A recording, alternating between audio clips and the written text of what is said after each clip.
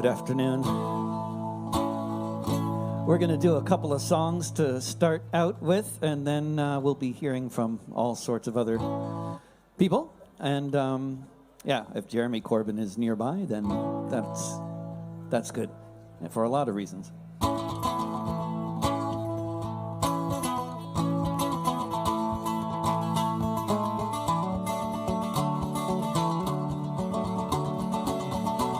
When Julian met Stella in the embassy, in the only room for 7 years that he would ever see, guarded by police, with cops on every street, an unusual situation for the first time you should meet.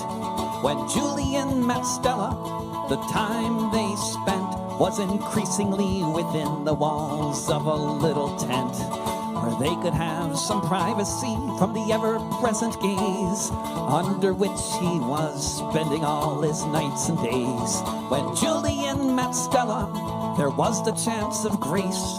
Perhaps the president would decide to drop the case. They had 2 children beneath the watchful eyes of the Americans and British and all kinds of other spies. When Julian met Stella on Embassy Row, it was before he was abducted and forced to go to Belmarsh prison without a chance to speak, awaiting the extradition that the USA seeks. When Julian met Stella, the folks at the UN and people all around the world spoke out then. This journalist belongs among the free, not in prison for exposing crimes against humanity. When Julian met Stella. Thank you.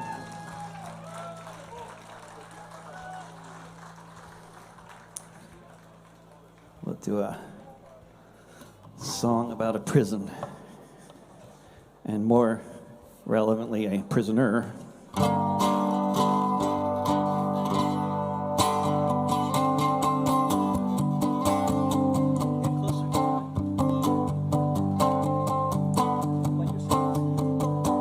Behind these prison walls, there's a man who's won awards for the work that he has done and all that it affords, such as the knowledge of the horrors committed in our name. They can't stop the message, so the messenger gets blamed. Behind these prison walls, in solitary confinement, in a land of rolling hills and royalty and other such refinement, is someone who is a hero to whistleblowers everywhere, who helped them tell the world of the crimes of Tony Blair. Behind these prison walls, you will find a mortal man. The reason why we know what happened in Afghanistan, when the soldiers of the empire, whose sun set long before, were torturing civilians in their terror war. Behind these prison walls is a part of WikiLeaks, an eloquent orator, but you won't hear him speak. Locked away in silence, one who knows too well how those in power act when there's another war to sell. Behind these prison walls is one who stands accused of exactly what offenses the U.S. has refused to say precisely which, or to try to clear the mist, or to explain how he's not the same as other journalists. Behind these prison walls is a person they deprive of most of the things in life that keep us all alive. A person tortured as we stand here now for revealing the war crimes. Why, when, where, how? Behind these prison walls, our very right to be in of what the hell is going on is the teacup in this storm. With knowledge there is power, the solution by the crown. A 24-hour-a-day indefinite lockdown behind these prison walls.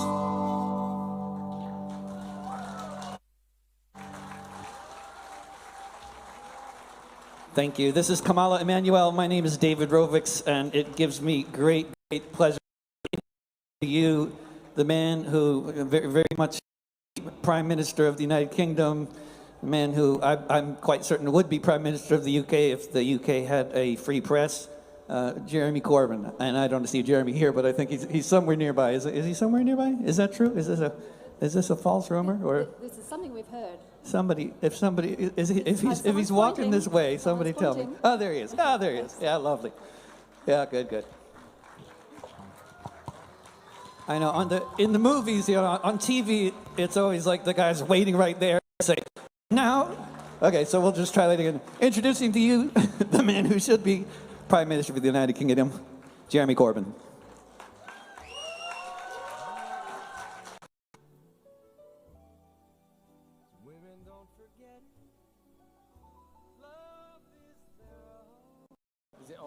Hello. Bonjour, Bruxelles. Could I say, first of all, thank you to everyone who's come here today to support Julian Assange and call for his freedom, because it is our voice in this city and in cities all around the world that's so important to be right now in defense of Julian Assange, who is suffering in a maximum security prison in Britain and fighting the legal case against his extradition to the United States. This campaign will be won by our resolution, by our activity, and above all, by our strengthening of support for his campaign all over the world. This rally today is being live-streamed in many places around the world, and many will be seeing videos of it. And so, those of us in this square here are united in our determination to see Julian walk free. We also say to people all around the world, think for a moment of why Julian Assange is in prison. Julian is a journalist. Did what journalists should do. He searched for the truth. He searched for the truth about war, about environmental destruction and degradation. He searched for the truth about the state-sponsored spying that goes on against political activists in many countries around the world. And he challenged the power that conceals those truths and revealed it all to the world. His crime is not, in my view, a crime. His crime is that he let the world know the bad intentions of many who've taken us into war in Iraq, in Afghanistan, in Yemen, have bombed the people of Yemen with weapons supplied from Britain. Those oil companies that are in the rush to the Arctic and destroy that pristine environment, the more to make profits out of it as they drag fossil fuels out of the ground. And so many other issues and cases around the world. Julian has told the truth. And so if we allow Julian to be silenced for the rest of his life, it's devastating for him, for Stella, for their children, for his friends, for his family. But it is also a form of censorship on every journalist around the world. It's a form of self-censorship, because those that are able to speak out about human rights abuses in various places around the world, speak the truth about the corruption of governments, of police, of military, they'll say, well, Julian Assange paid the ultimate price and was silenced and imprisoned. This is looking down the line some years. He could then be in prison on a triple life sentence in the United States in a maximum security prison. The message will be that if you speak out, you put yourself at risk and nobody's going to support you. We're here today to say the very opposite. You speak out, you tell the truth, and we are here to support you in this square, in other cities, and all around the world.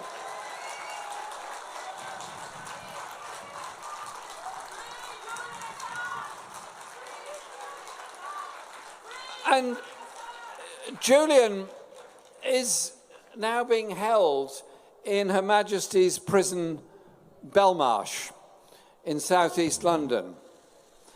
It is, as it says, a maximum security prison.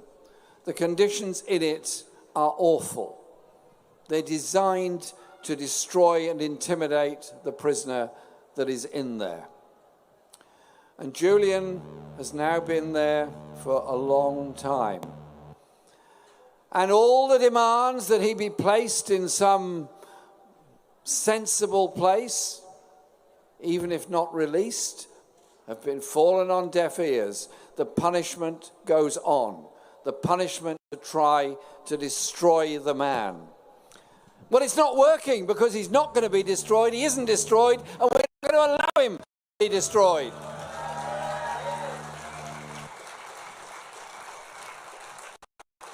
But if you think through, ever since WikiLeaks came out, ever since all those documents came out to such embarrassing London, and there have been a lot of them, and they've gone on for a long time, the number of British and Western European journalists there is actually quite small.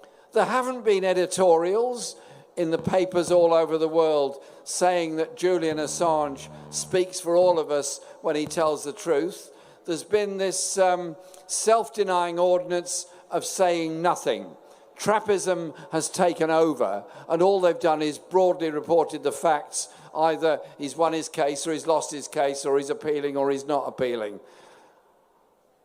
I want people to speak up, tell us what they think. Do they think it's right?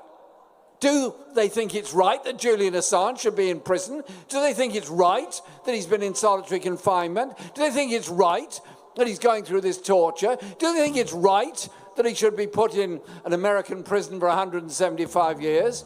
I'm sure they would all say, no, no, no, of course it's not right.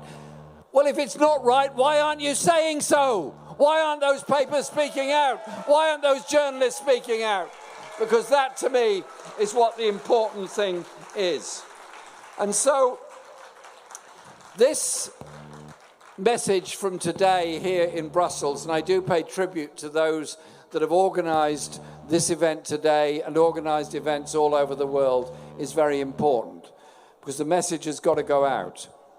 To people in Australia, where Julian was born and grew up and has many friends and support, you've got an election coming up in Australia, The issue is not sub judice in Australian courts. It can be raised in the Australian Parliament. Ask every candidate in the Australian election, do you think Julian Assange should be sent to the USA, or should he be freed as a heroic, free-speaking journalist?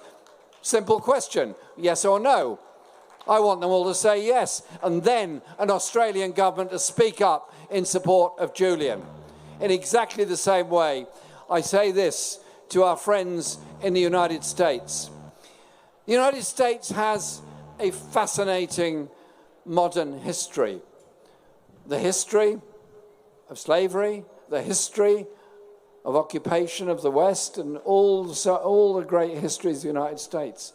But it also has another history, the history of those that stood for an organised working class in the 18th and particularly 19th and 20th century, that stood up against the most brutal police repression that Paul Robeson sang about. Those that took part in the freedom marches to bring about the Civil Rights Act, to try and end the legacy of slavery, the racism in the southern states, those brave people that risked all to support Martin Luther King and others to bring that about. And those thousands of very brave Americans that risked all to oppose the Vietnam War, the brutality that went with it, and the use of chemical weapons against the Vietnamese people. That is the tradition of the United States that I'm appealing to. That tradition. So I say to our friends across the water in the United States, say to President Biden, it's in your hands. You are the one who appealed against the decision that Julian should not be sent to the United States on medical grounds. It's your administration that's put that there. Over 70 million people voted for President Biden, the largest ever vote in American history. That would include millions of people who want to see a world of peace and justice, who want to see a challenge to the rich and powerful that are disfiguring and destroying our planet and creating such terror and inequality amongst the poorest people all over the world. And so I say to the Democrats in the United States as they go into the midterm elections, and I say to President Biden, think of your own history, think of your demands for liberty, think of your demands for free speech, and think of those great American journalists, H.O. Mencken and many others, that spoke up for free speech and spoke up against oppression and silencing, and do the right thing. And Julian gave all of us, helps us in that quest. Today, be strong, be resolute, and be powerful, and let's release Julian Assange. Thank you.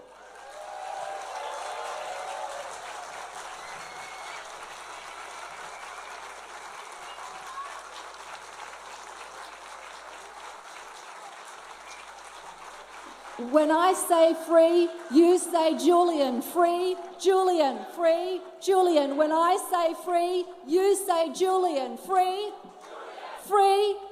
When I say free, you say Julian. Free, free, free, free, free Julian Assange.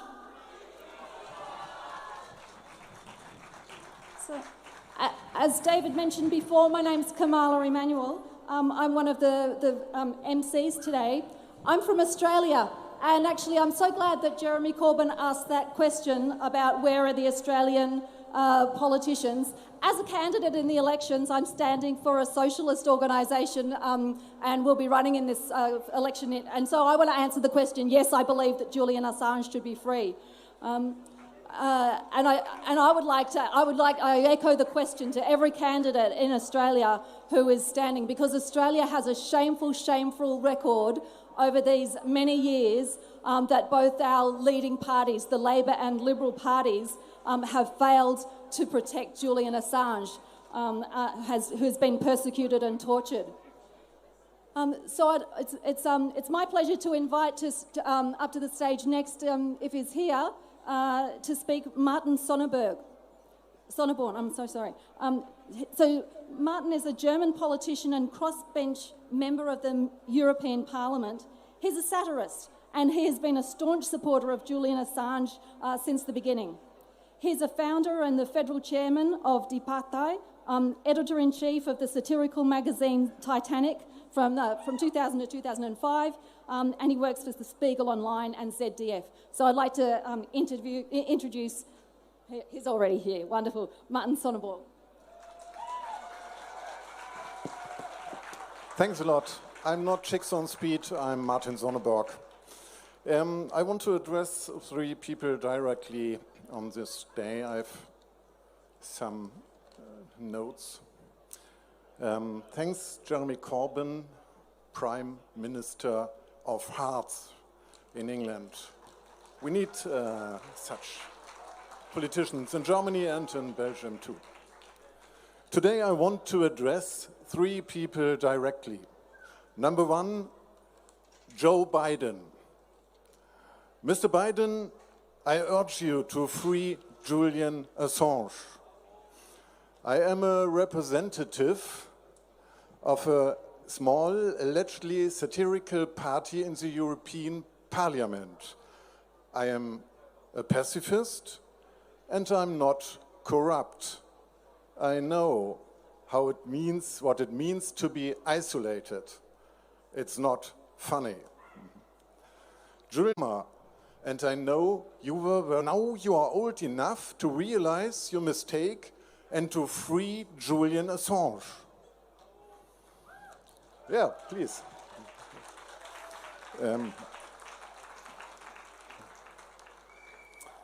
Let me say some words about your favorite enemy, Russia, Mr. Biden. Russia is committing war crimes in Ukraine.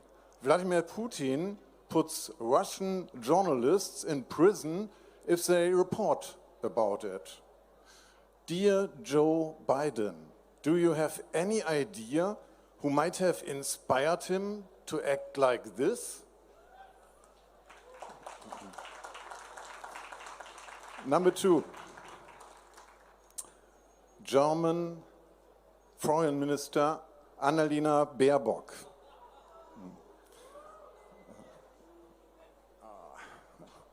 It's too small.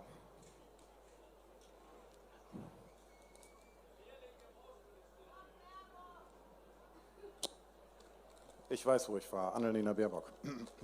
Number two, German Foreign Minister Annalena Baerbock. You demanded Julian Assange's immediate release in September. Unfortunately, this was 2 weeks before you became foreign minister. After the election, you forgot everything you ever said, Ms. Baerbock. Try to remember and free Julian Assange. Number three, Priti Patel. You are Home Secretary of Great Britain, or as I call it, Gross Britain. You have been keeping Assange locked up in a high-security prison for 3 years now. This is torture, like British food. I urge you and your people to stop what you call cooking immediately and to stop torturing Julian Assange. British people believe you are so merciless. They even say Priti Patel would unplug your life support to charge her iPhone. I bet the most of your compatriots and the asylum seekers you are about to send to Rwanda would love to unplug you. Thanks for your attention. Free Julian Assange now.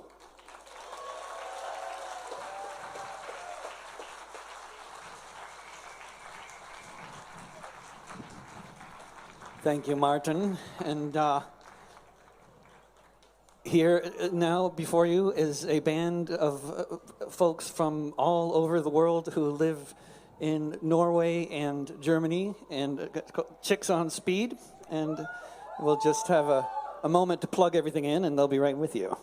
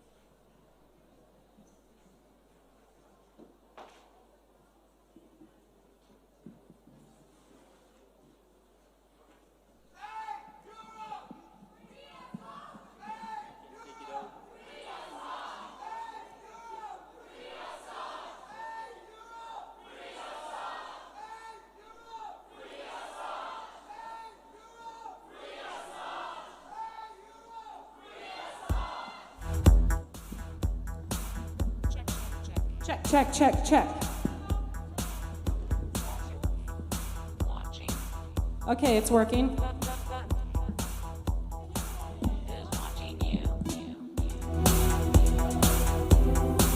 I can see everyone. It's nice so many came today.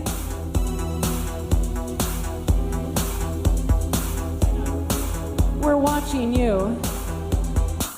I'm just an average girl with an average life. I work from 9 to 5. Hell yeah, I pay the price. All I want is to be left alone in my average home. But why does it always feel like I'm in the twilight zone? I always feel like somebody's watching me, and I got no privacy.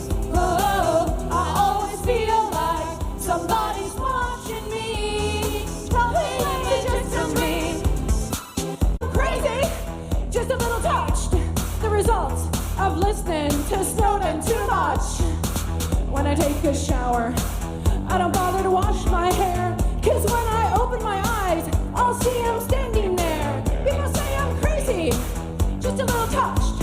The results of listening to Snowden so much. That's right. I always feel like somebody's watching me, and I got no privacy. Oh, I always feel like somebody's watching me.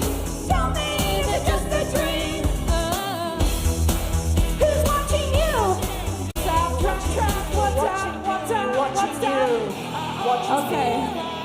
This song is from 1984. Actually, it really was released then. I always feel like somebody's watching me. Who's playing tricks on me? I always feel like somebody's watching me. And is it just a dream? Is it just my fantasy? I always feel like somebody's watching me. And I got no privacy. I always feel like somebody's watching me. Is it just a dream? Who's watching? Watching you, watching me. This is Arctic Rabbit. We're taking a time travel. 1984. One click makes you larger. One click. And one click makes you small. Another click. History is silent. It sets the same time in minds between doors. Masculine language lies and deceives, and women are finding their way.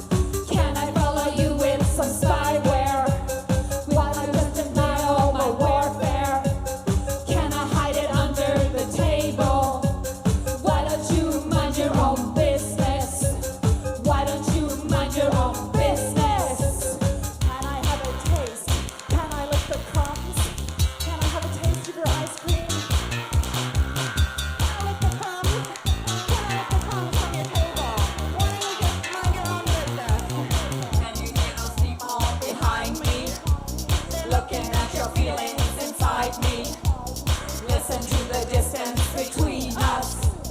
Why don't you mind your own business? Why don't you mind your own business? Why don't you mind your own business? Why don't you mind your own business?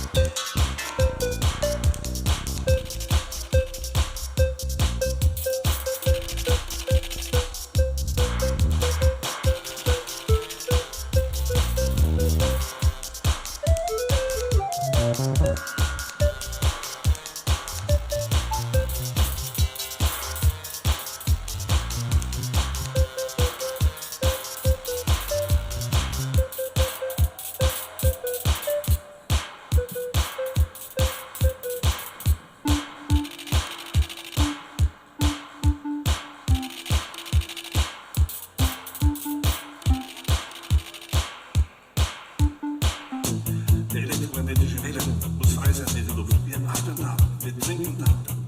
Wir schwimmen und ertrinken. We are all Wir data. haben Datenströme. Aus der Suche. What we search, what we buy, what we like, what we collect, what we sell, what we want, what we say, what we share, what we search for. Using data, what we buy. Using data, we are data.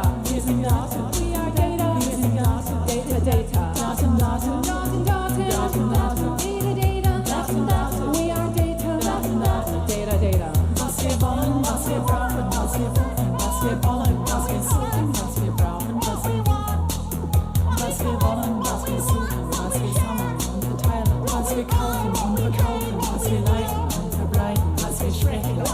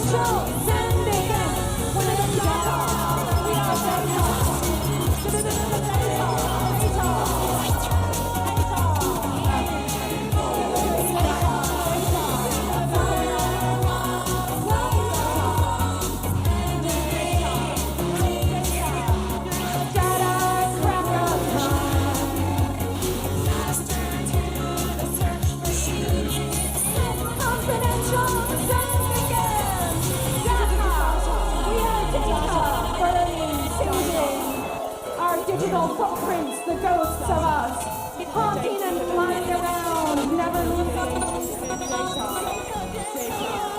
Data, digital footprints will fly and all the hard drives will destroy themselves.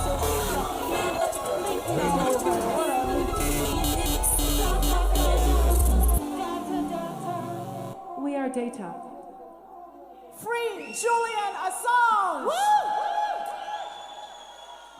Thank you. We'll be right back with more.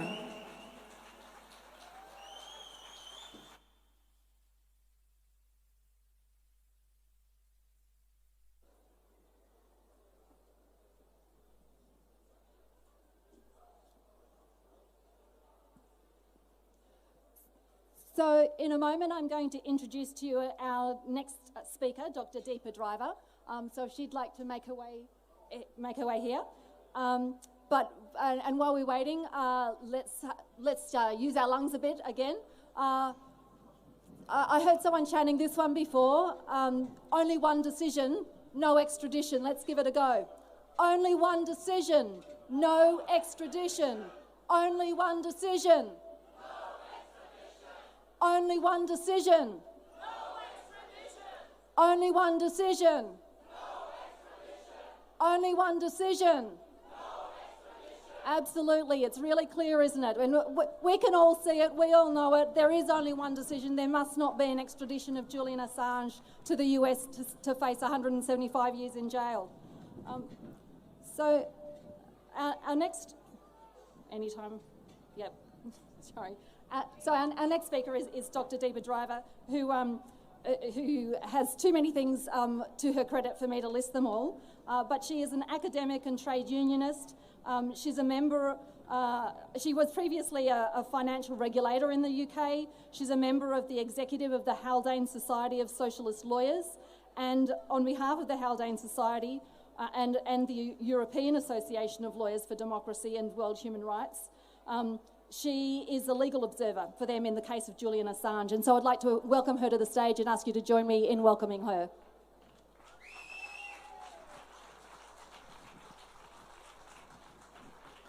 Hello, Brussels. Thank you so much to all of you who have made it today.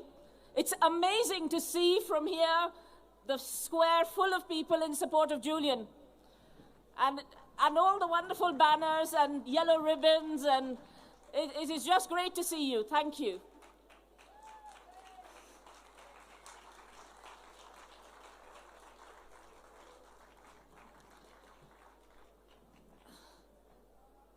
The reason many of us admire and respect Julian is because WikiLeaks did some amazing things.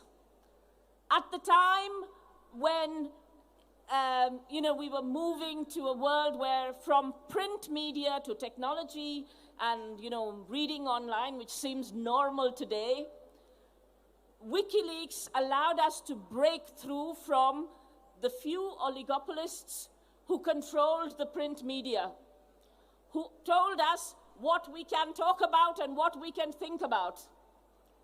WikiLeaks allowed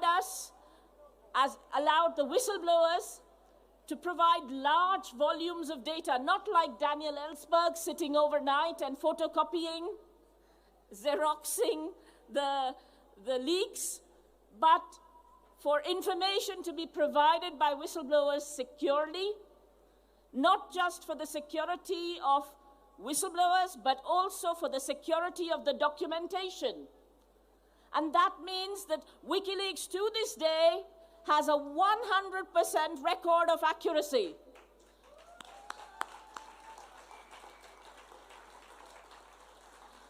WikiLeaks didn't dump data online. They had a range of experts they worked with. People like Stefania Maurizi in Italy, whose words you will hear soon. People like John Sloboda at Iraq Body Count, who told us the true number of deaths in Iraq. People who allowed us, like Andy Worthington, to let us know what really happened at Guantanamo, where 789 Muslim men were taken and abducted without due process in the countries from which they were taken, and who were held without charge or trial for over 14 years, for over 20 years in some cases, where children like Omar Khadr, who was 14 and a bit when he was taken to Guantanamo and tortured for over a decade, where the US continued to torture him even after he was set free by trying to, make him in the courts go through a process of lawfare so that he did not have restitution for the crimes. People like Khaled el-Masri, the shame of Europe, a German citizen who was abducted on the Macedonian border and rendited by 8 CIA agents, sodomized, tortured. And when they realized it was a case of mistaken identity, they didn't let him go. They continued to torture him. When he was dropped back on the Albanian border and sent back to Germany, people didn't believe his story. Who believes that you are picked up and taken away and tortured? His family went back to the Middle East because they believed he had abandoned them. And it is only through Julian and WikiLeaks that we know the truth, that Mr. El-Masri got justice to some extent at the European Court of Human Rights.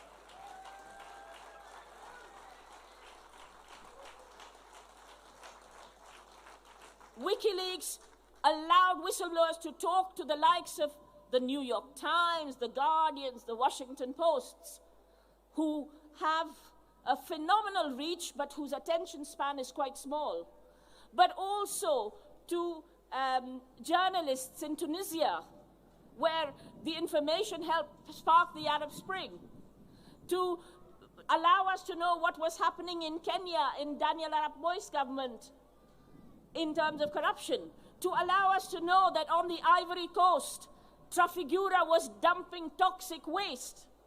So the story of WikiLeaks, if you are an activist who cares about your brother or sister who is in a care home, your uncle or aunt, your parents, if you care about the COVID crisis, if you care about war, if you care about corruption, if you care about the climate, you should care about WikiLeaks.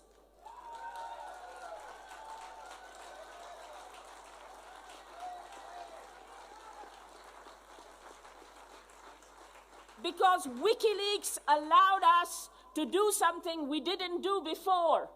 Instead of the state surveilling us, we surveilled the state.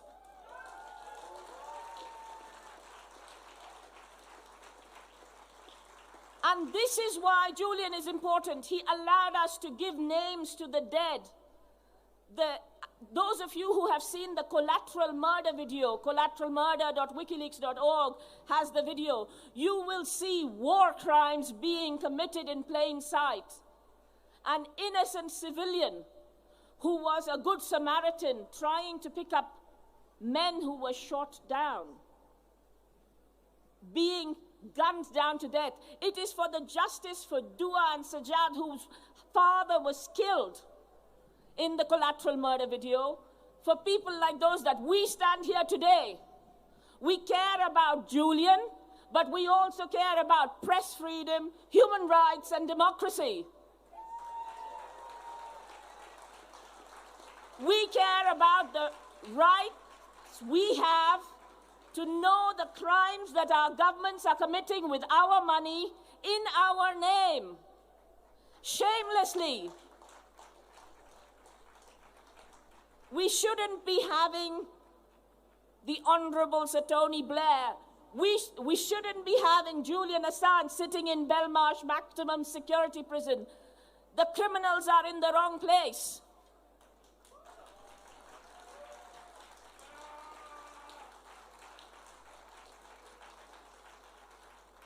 I have attended almost all the administrative hearings and the extradition hearings as an observer on behalf of the Haldane Society of Socialist Lawyers, and I speak in a personal capacity from those observations.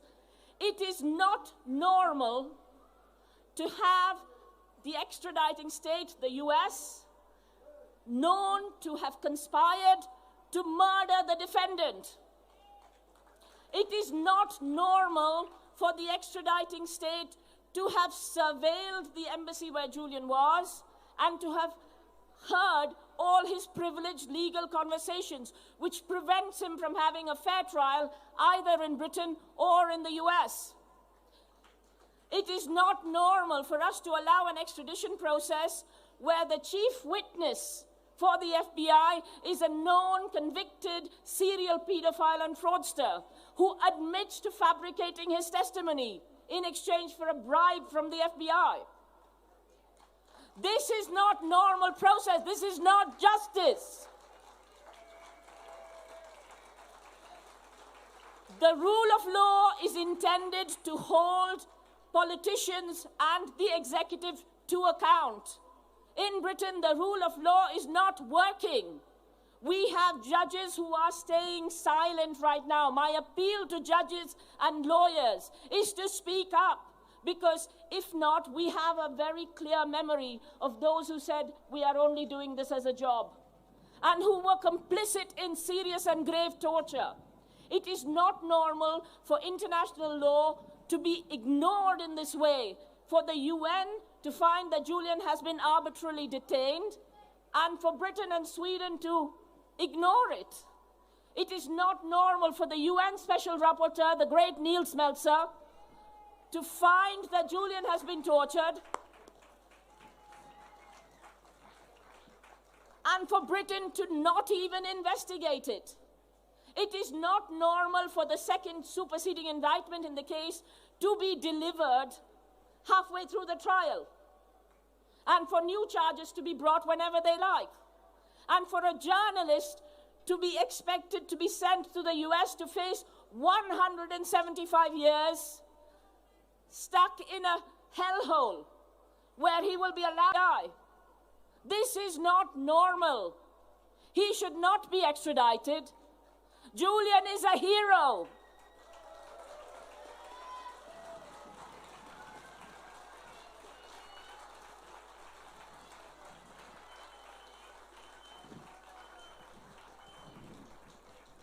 It is our time to assert our power, because if we do not claim this power, they will not speak up. It is your time, and I'm so glad you are here and speaking up to free Assange. Thank you for your solidarity. Please stay strong. Please speak to other people. Please put pressure on people like Priti Patel and Boris Johnson, who may not listen to reason, but who care about the sound from the streets. Gareth Peirce always says that the fight is 50% in court, but 50% in the court of public opinion. And we know what that opinion is. Free Assange! Thank you.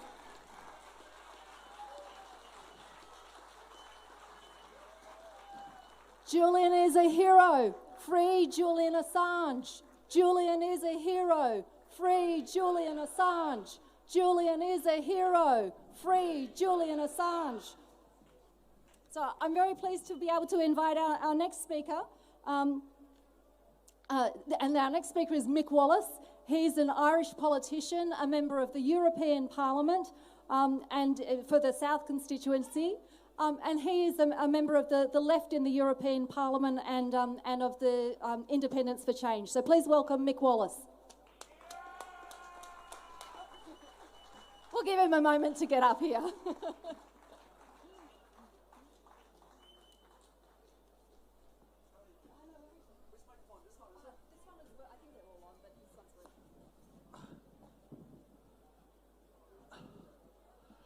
Hello, how's it going? I hope my Irish accent is not too much for you. Anyway, it's great to see you here. unfortunately, not enough people realize what's at stake.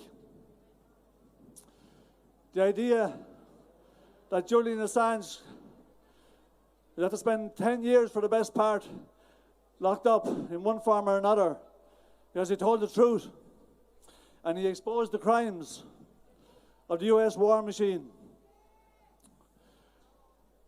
I think if I'd been told that 30 years ago, I probably wouldn't have believed it was going to happen.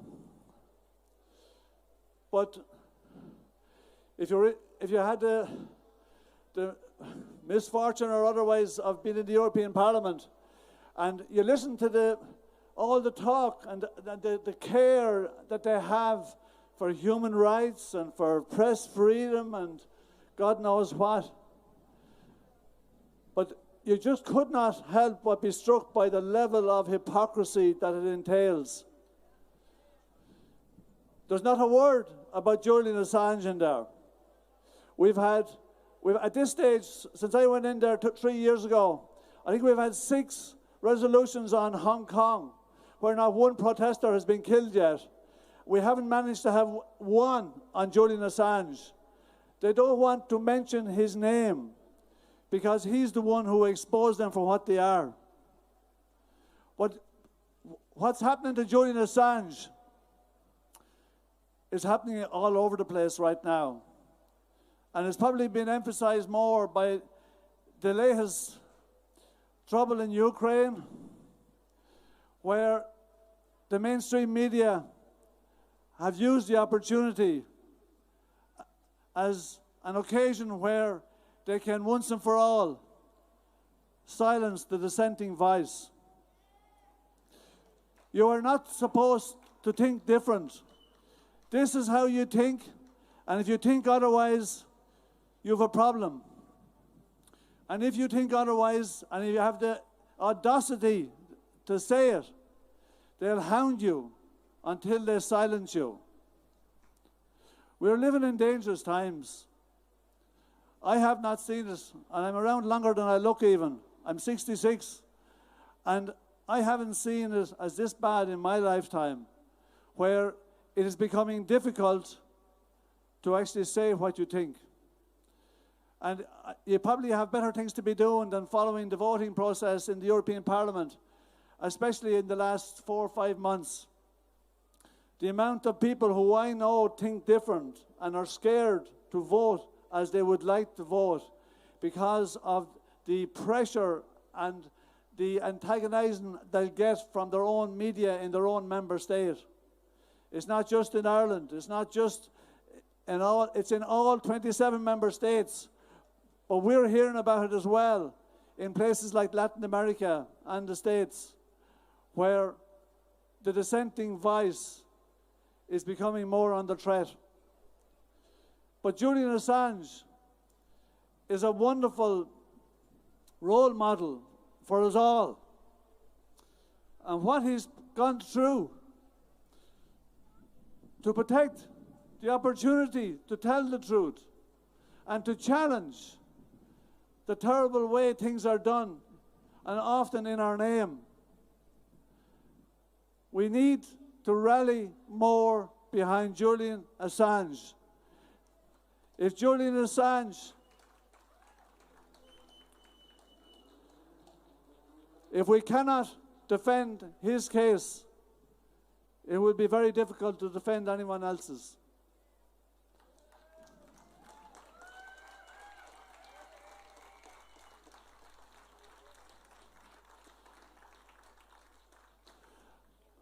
I've no intention of lecturing you about how the system works and what's really going on in the world today. But the manner in which the EU member states and other European states have fallen in line behind the US-NATO agenda of late is scary. And all I'd say to you is you wouldn't be here if you didn't know that something was amiss and something was wrong. And you wouldn't be here if you didn't realize that the manner in which Julian Assange has been treated is just too bad. And all I can say is, the next time you come to a protest in the name of Julian Assange, bring a friend so that there's twice as many of us the next day. Thank you.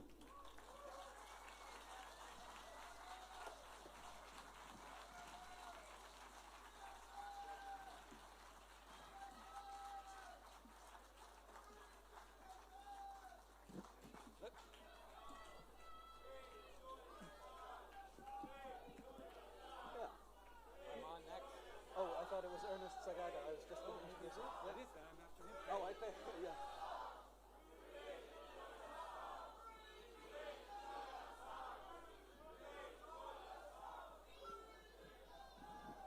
There are so many governments around the world and so many other powerful entities that don't support Julian Assange and don't support the freedom of the press, but I will now introduce a representative of an organization that has been very consistently supportive of Julian Assange and freedom of the press, Ernest Sagaga from International Federation of Journalists.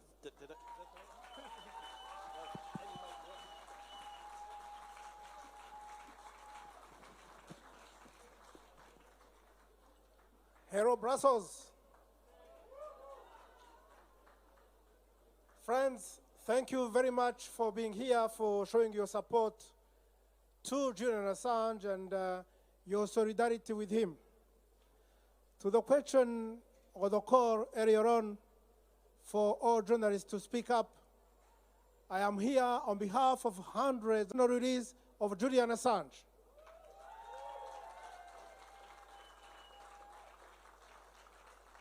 Now, his case is a tragedy for him and for his family. For all these years he's been away, first holed up in an embassy in London, and now in a prison cell away from his loved ones. But it is much more. For what he's being accused of and for which he's being sought in the US, if indeed that proceeds, it will have a chilling effect on journalism as a whole. Friends, journalism, of course, is about reporting on issues of public interest.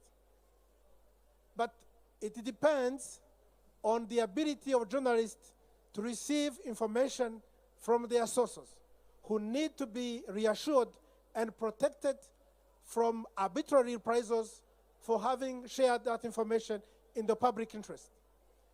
And Julian Assange case is no exception.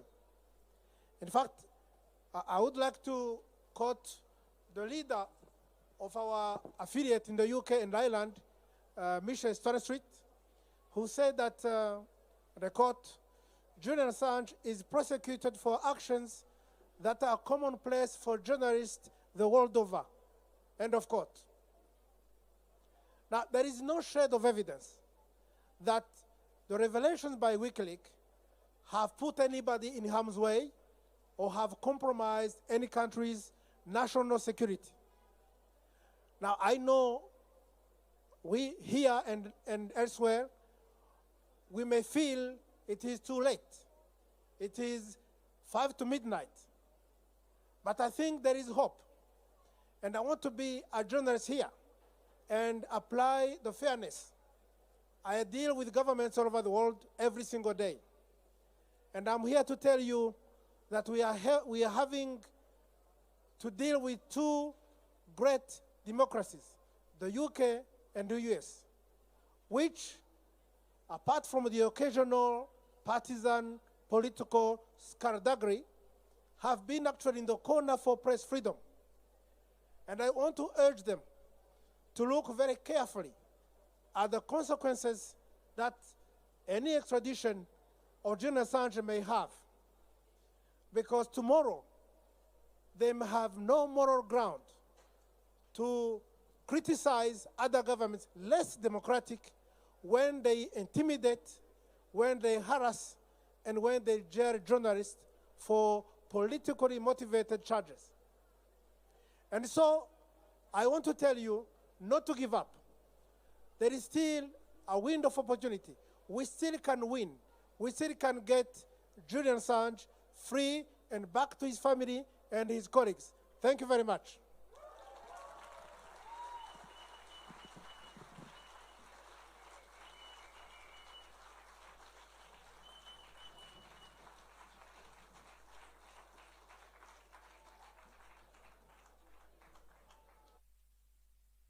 Hello. Goedemiddag, dames en heren. Bonjour. My name is Jeremiah Day. I have a strange and special role today in the program. Several speakers have mentioned that in an event like this, you actually have a kind of an important role. And it's quite common for performers, before they go on, to do some kind of warm-up. However, Chicks on Speed also like for the public to do a warm-up. So I'm going to offer a very short little warm-up for everyone as a kind of something just to get a little bit into it. All right, yeah, we can start like that. That's nice. That's nice. Nice. And we take our two hands and we put them together. We just make them a little warm. You can do it too, even though if you have a camera there, I see you. Yes, that's right, you, my young lady friend there. Come on. All right. And then you can rub this little spot between the thumb and the rest of the hand. It's good for the immune system, even though Corona is somehow over already. Okay. And then we're going to take the two hands and we'll put them right underneath our belly button. And we'll make a circle. 1, 2, 3, 4, 5, 6, 7, 8. Change hands, change directions. 1, 2, 3, 4. You in the back too. 5, 6, 7, 8. Inside. 1, 2, 3, 4, 5, 6, 7, 8. Outside. 1, 2, 3, 4, 5, 6, 7. In the back. 1, 2, 3, 4, 5, 6, 7, 8. Other side. Back. Okay. And then we're gonna reach and try and get an apple. The up ones that are up the tallest ones are the best ones. Up, up, up. And another one. Oh, that's a good one. That's from Simone Forti. We'll take the apple one. Okay, okay, okay. Oh, yeah, excellent. Okay, and then we're going to do one, for time's sake, we're on a tight program. We're going to do one Qigong exercise. And the Qigong exercises supposedly have a kind of psychological effect. So we could either do one to get rid of anxiety, one to get rid of ambivalence, so that helps make decisions, or one which I previously would have said was to get rid of detachment, but then someone said that clearly was wrong because it couldn't be that. It's in fact to produce detachment. So we can do it and then decide later. That one's a little bit longer, so it depends how much appetite we have. Maybe you could you help us pick anxiety, ambivalence, or detachment? What should we work on now? Ambivalence, okay, ambivalence. Crucial for making decisions, also good for artists. So we have to get a little bit wide in our stance. First, just the legs part. So bend the knees. The weights right now is like 50-50. We're going to go 75, 25, and up and down. And up and down. And the arm swings out. Inhale, up and down. Inhale. Inhale. And it's bringing all of the energy onto the center line. So you can imagine it's like a knife dropping.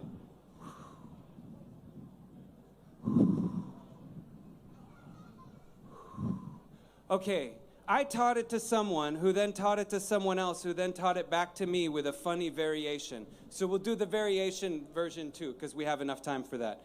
So it's a little bit different. We step in. And we make a loud sound. Ha! Ha! Straight down. Ha! Ha! 2 more. Ha! Ha! Excellent. So if you really want to use it to make a decision, don't do it like 10 times. You just do it 3 or 4 times on each side, and then that gathers the focus. Okay, thank you.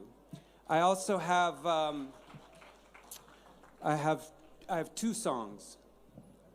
I've got 2 songs for Julian Assange. I've got 2 songs 'cause his nights are too long. I've got 1 song for the DNC cheating of Bernie. And another song for how rigged elections affect me and my family. I got another song for every dead journalist who worked for Reuters who was Iraqi. And another song for my fear that their ghosts might actually haunt me. And that's why we've got two songs for Julian Assange. It takes two songs, 'cause I'm afraid one might not be enough. More songs. It takes two songs for Julian Assange. It takes two songs, 'cause those nights in Belmarsh prison have gotta be long. I've got two songs for Julian Assange. It takes two songs, 'cause his nights are too long. It takes two songs, 'cause I think one's not gonna be enough. It takes two songs, 'cause we can't tell his story alone.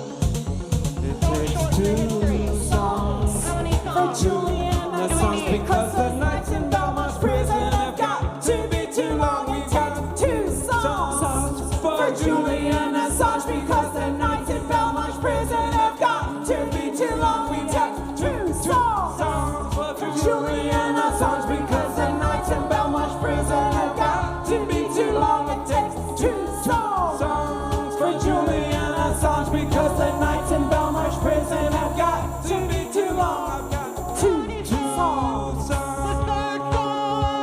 The third song. We need a third song. We need a fourth song. We need a fifth song. And a sixth and a seventh. And an eighth song for Julian Assange. Freedom, Julian Assange. Freedom now. Freedom of the press means to free him now. Freedom of the press means free him now. Freedom of the press means free him now. Freedom of the press means free him now. Freedom of the press means free him now. Two songs for Julian Assange, because the Too long. Two songs. Nights in Belmarsh prison are too long. I got one song for the tears of my mom. When she read the WikiLeaks cable and found out what we Five songs for the famous songs.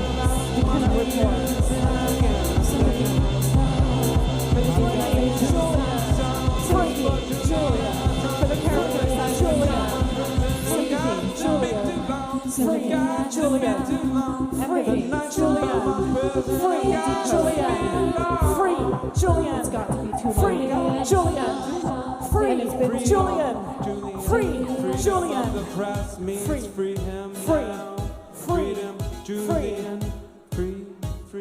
This is a song about going up of Afghanistan and a war that starts physical, how it goes into the virtual space.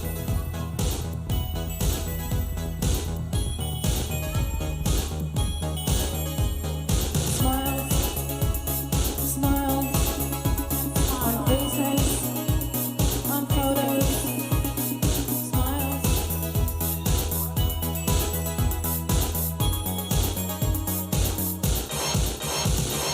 Smiles on faces, on photos, trips to the mountains over borders. When will satisfaction level arrive? Stay still, don't you move. Focused eye on this groove. Smiles on faces, on photos, trips to the mountains over borders. Open the level, turn off the cage, ignition on. Engine engage. Uploading the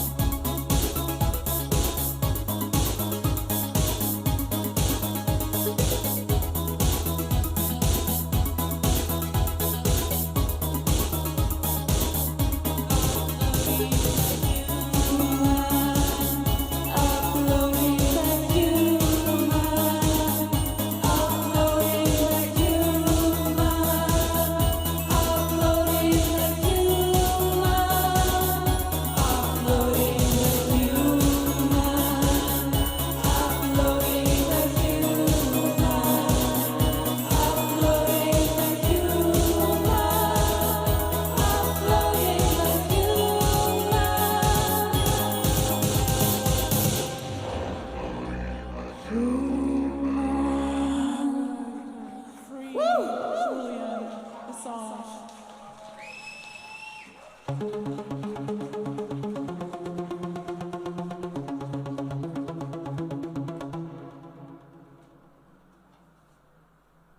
you.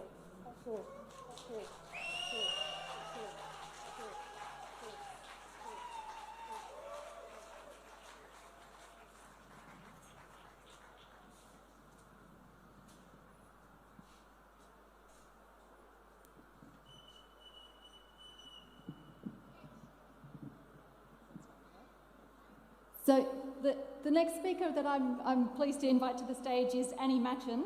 She was a former MI5 officer. She resigned in the 1990s from her position with British Intelligence Service in order to denounce as a whistleblower the crimes and incompetence of the agency. And since then, she's been forced to leave the country. She lives in exile across Europe, and she has told her story in an autobiographical book, Spies, Lies and Whistleblowers, MI5, MI6 and the Shayla Affair. I think it's people like Annie who understand what it is to be a whistleblower. Please welcome her.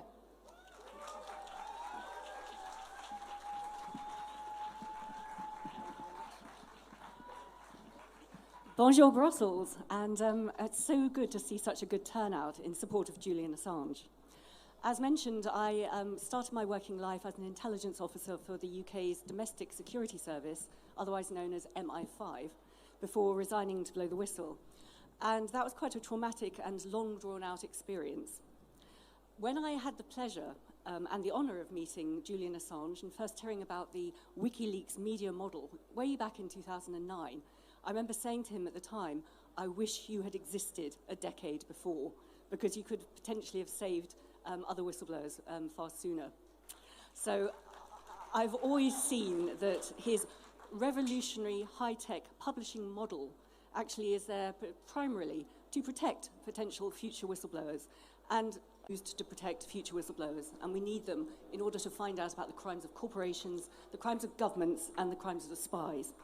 So it's my honour here to talk here today about this. When I mentioned the whistleblowing story, this was way back in the 1990s when I was recruited to work against terrorist targets, primarily the Provisional IRA. There I met, within MI5, a man who became my former partner and former colleague, a man called David Shayla, who became a very notorious whistleblower way back in the late 1990s. We resigned to blow the whistle on a whole series of spy crimes and incompetence. This included not only files held on many government politicians, and also Mr. Corbyn spoke here earlier, there was a file on him, but also illegal operations, illegal phone taps, mistakes that were made that could have prevented bombs going off on British streets put down by the Provisional IRA, and then MI5 covered up those mistakes and lied to government. And it culminated with an illegal telephone tap on a very high-profile left-wing journalist, 2 innocent Palestinian students going to prison for an attack they did not commit on London streets, and both of them went to prison for 15 years. And finally, and most egregiously, there was an illegal assassination attempt against Colonel Gaddafi of Libya back in 1996, which was organised and funded by MI6, which is the external intelligence agency in the UK. Most people know them as the James Bonds of British intelligence. Now, we tried to change things on the inside, but we couldn't. We were told to just follow orders. So we decided to go public and go to the media. David took proof of what he was caused a blockage, because it meant that when the police... It was very frustrating working with the mainstream media, because particularly when he was put on trial, inevitably, for a breach of what was known as the Official Secrets Act, he was allowed no legal defence, and the press was not allowed to cover what was being said in the courtroom. So fast forward to my meeting with Julian Assange in 2009, and as I said, we wished that the WikiLeaks model had existed way back in 1999, because then the proof would have been out there, David would have been more protected, and justice may have been seen to have been done. I mention the old whistleblowing case because of the lessons I learned during that time, most particularly how the mainstream media, the old media, can be and is controlled very tightly by the intelligence agencies and by government, particularly in the UK. There is something called the soft power, where the journalists are brought into the magic charmed secret circle, and they then break the stories the spies want them to break. But there's also the hard power, a whole raft of different legislation, different laws that can be used against journalists. And these are actually being tightened up at the moment within the UK itself. They are going to pull together a new version of the Official Secrets Act, which they are going to call the Espionage Act, and will put journalists in prison for up to 14 years purely for reporting the crimes of government, spies, and the military. So having a model like WikiLeaks, having that as an alternative to go to as a whistleblower, protects the potential whistleblower, and it allows them to thrive, and it allows all of we, the fellow citizens, to know what is going wrong within very secretive organisations, so that reforms can be made and laws can be tightened up, and there can be greater accountability and transparency and greater justice. And over the last 20 years, particularly with the illegal war in Iraq, with the illegal invasion of Libya, with what happened in Syria, and also what's going on in Ukraine now, we have never had a greater need for more openness and more transparency and more justice, so that we, the people, know what is going on, and we can take steps to pressurise our governments or vote in new governments to try and rectify these sort of war crimes. And that's what we need to do.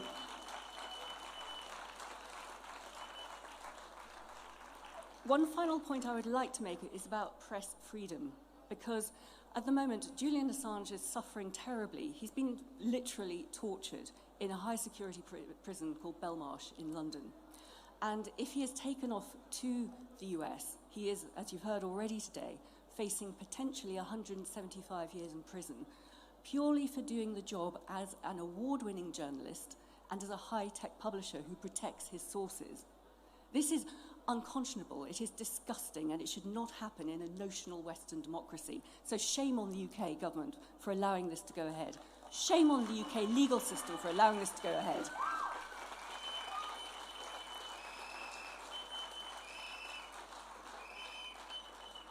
Also, there is another case I do just want to raise finally, and this, I don't know how many of you remember, during the height of the Russiagate scare, after Donald Trump was elected way back in 2016, there was something that was called the Dirty Dossier about Donald Trump's alleged sexual misconduct in Moscow. And that Dirty Dossier was pulled together by a former MI6 James Bond type of intelligence officer called Christopher Steele. And this was used for political reasons in the USA. Now, whatever the rights or wrongs of this alleged misbehavior in Moscow, the point is the man who published it, the MI6 officer Christopher Steele, then was sued by some Russian oligarchs who were implicated in this dossier in the US courts. And this former MI6 officer, a British man living in Britain, was actually accorded First Amendment rights by the judge that heard the case in America. And the First Amendment is basically the freedom of speech and also protects the freedom of the press.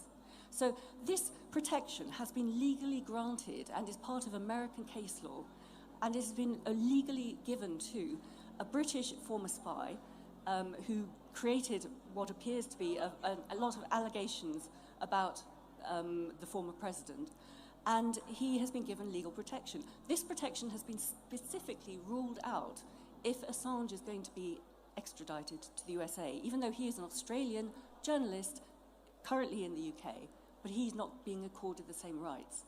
Now, if the law is not applied evenly to one and all, then the law is an ass. And we need to stand up and fight for Julian Assange's freedom, but also Julian Assange's protection as a journalist and Julian Assange's protection as an award-winning, high-tech publishing visionary who has very humanely tried to protect whistleblowers going forward into the future. So all I can say is, I salute the man. I think he is an amazing person. He's a lovely guy. He's very funny. He's ferociously bright. But also, he has actually done all of us a service. We, the citizens, who need to know what is going on behind the scenes. We, the citizens, who need to know what the government is doing in our name. And we, the citizens, who need to know about corporate corruption and war crimes. So all I can say is, the very best of luck, Mr. Assange, and I hope that some form of British justice will prevail, be it the Home Secretary or the Prime Minister, or even potentially the European Court of Justice, to allow this very brave, very wonderful and very warm man to go free and to rebuild his life. And thank you very much for all your support coming here today. Thank you.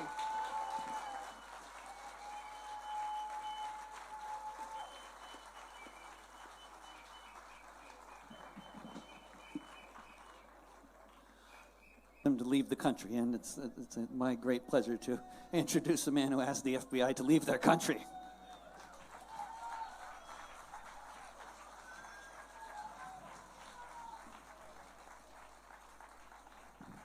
Well, it's good to see you all here in Brussels, but I also greet the thousands and the tens of thousands who are following this rally throughout the world.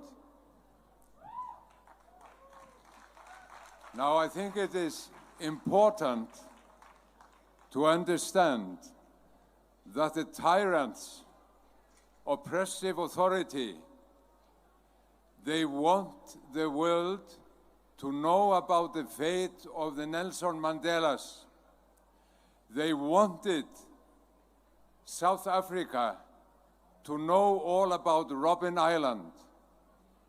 And in Turkey, the Turkish authorities want the Kurds to know all about İmralı Island, where Abdullah Öcalan has been kept in isolation for 23 years. They want the world to know about this, and they want the world to know about the fate of Julian Assange in Belmarsh. Because they want us to learn a lesson. They want us to receive the warning. But there is a limit. There is a limit when the wave of protest rises to the extent that it becomes out of control. Then tables are turned. Then the oppressor gets afraid. And this is what is happening now, and we are witnessing here in Belgium, in Brussels, and throughout the world, that the wave of protest and the demands for the release of Julian Assange is rising, and in the end, he will be freed, of course.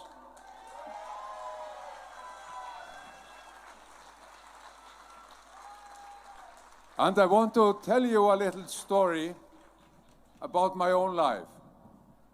I started my working life as a journalist on Icelandic state television. I started in the late 1970s and worked there until the close of the 80s. At that time, we received film footage of events abroad by flight. We got the films sent to Iceland twice a week. And when the footage we received it, it was out of date. The train crash in Spain, nobody died. There was no news. And the OPEC meeting, also happening that day, no decision was made on the price of oil. But what we could do with the film material is to use it as footage for our analysis. And what we would do, we would read articles, periodicals, books. We would plow through this to get information to throw light on the events and developments. Now, in the middle of the 1980s, all this changed.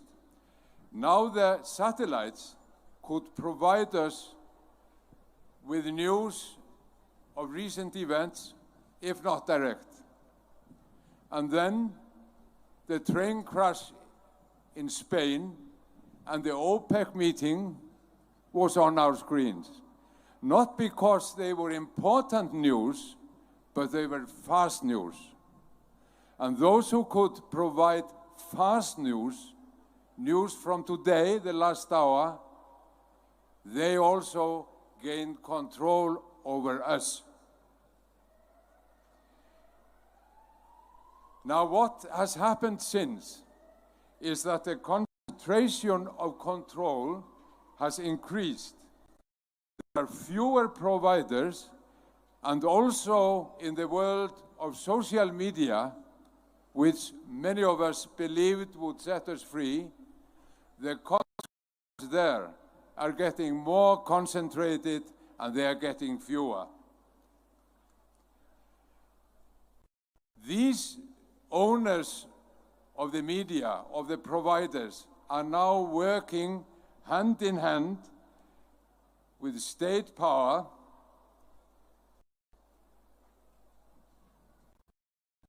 preventing what they call disorder, fake news.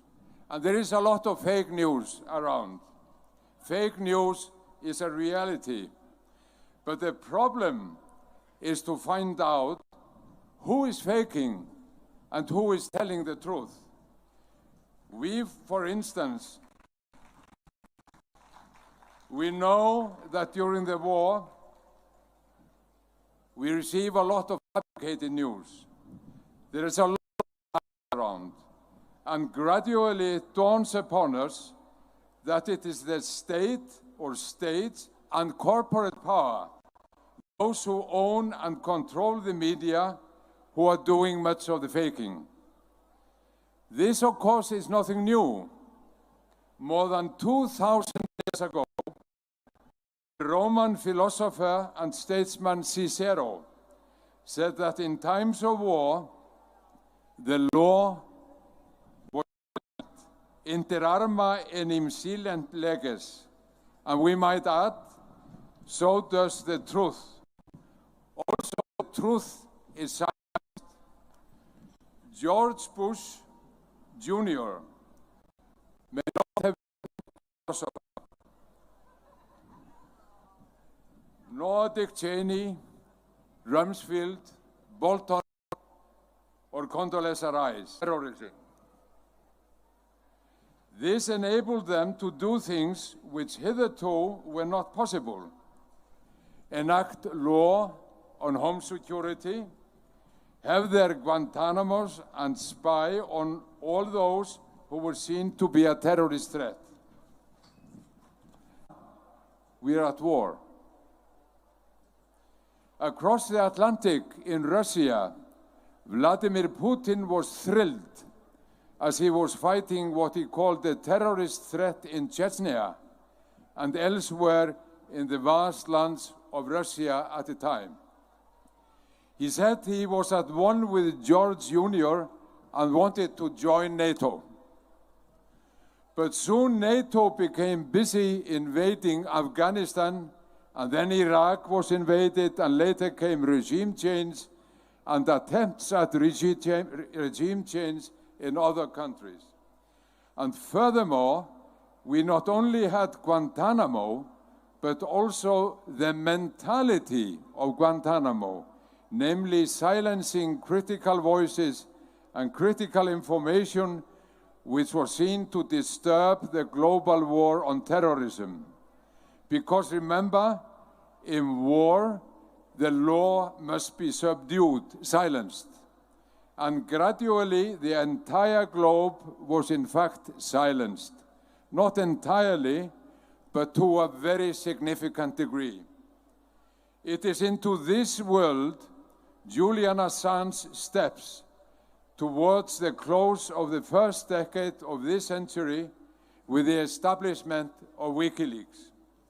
He steps into a world which is being increasingly subjected to an ever more powerful torrent of fake news, or no news at all, a silent world fighting a global threat. With WikiLeaks, the silence was broken. And think about it. When WikiLeaks broke the silence, nobody contested what it said. Nobody said it was fake.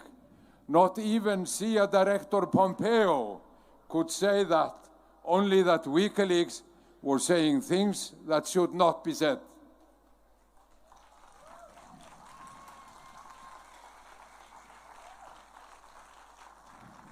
And here we come to the crux of the matter.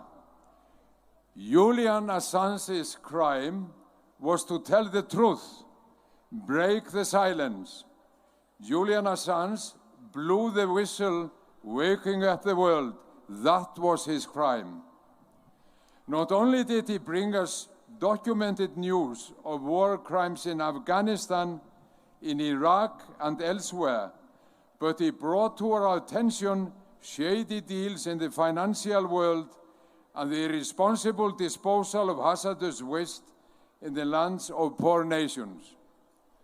And had it not been for Julian Assange and later those who have carried the WikiLeaks banner, we would not have known at the time of the TISA negotiations, CETA and TTIPs, all those behind-the-scenes deals where states were giving away democratic rights to corporate power. Right up to this day, WikiLeaks has steadfastly kept on in this tradition. I mentioned Libya and the falsification reports on Syria at the Organization for the Prohibition of Chemical Weapons. And I repeat, never has there been leveled accusations that the information provided by WikiLeaks was wrong, fake, fabricated. Never.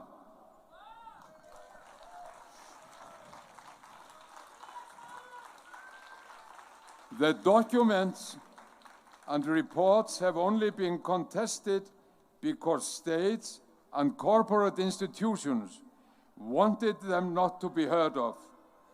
They found the whistle of the whistleblowers disturbing. They did not want the world to be woken up. So what to do?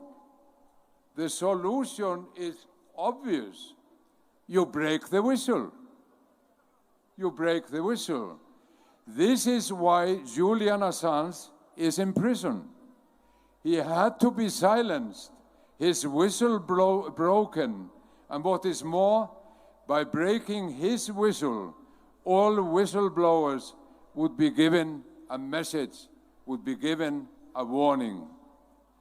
And this is why we are here, to demand that Julian Assange be set free. We do this because he is being seriously mistreated, he is being tortured. And we demand his freedom because he has been deprived of rights that we regard as rights common to all men, namely human rights.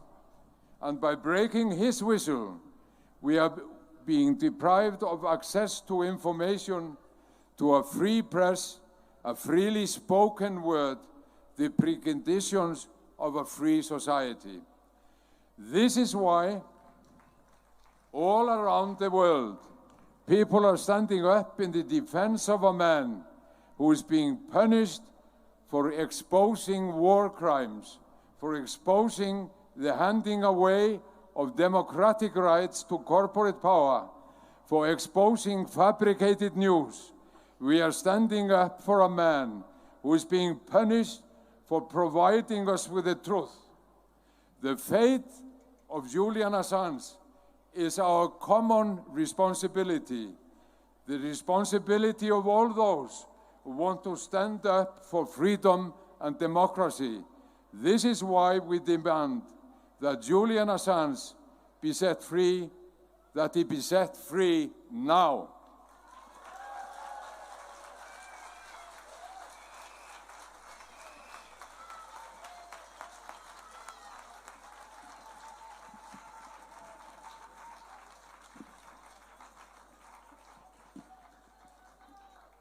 Free Julian Assange!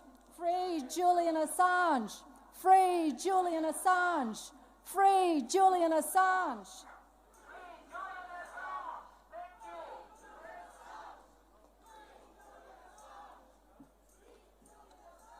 So we have so many wonderful, wonderful speakers today.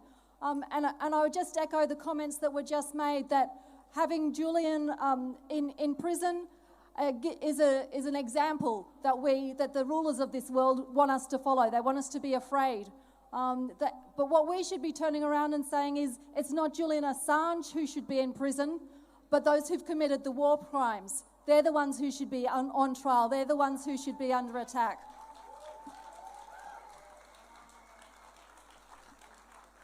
So our next speaker today is from the Kurdistan National Conference.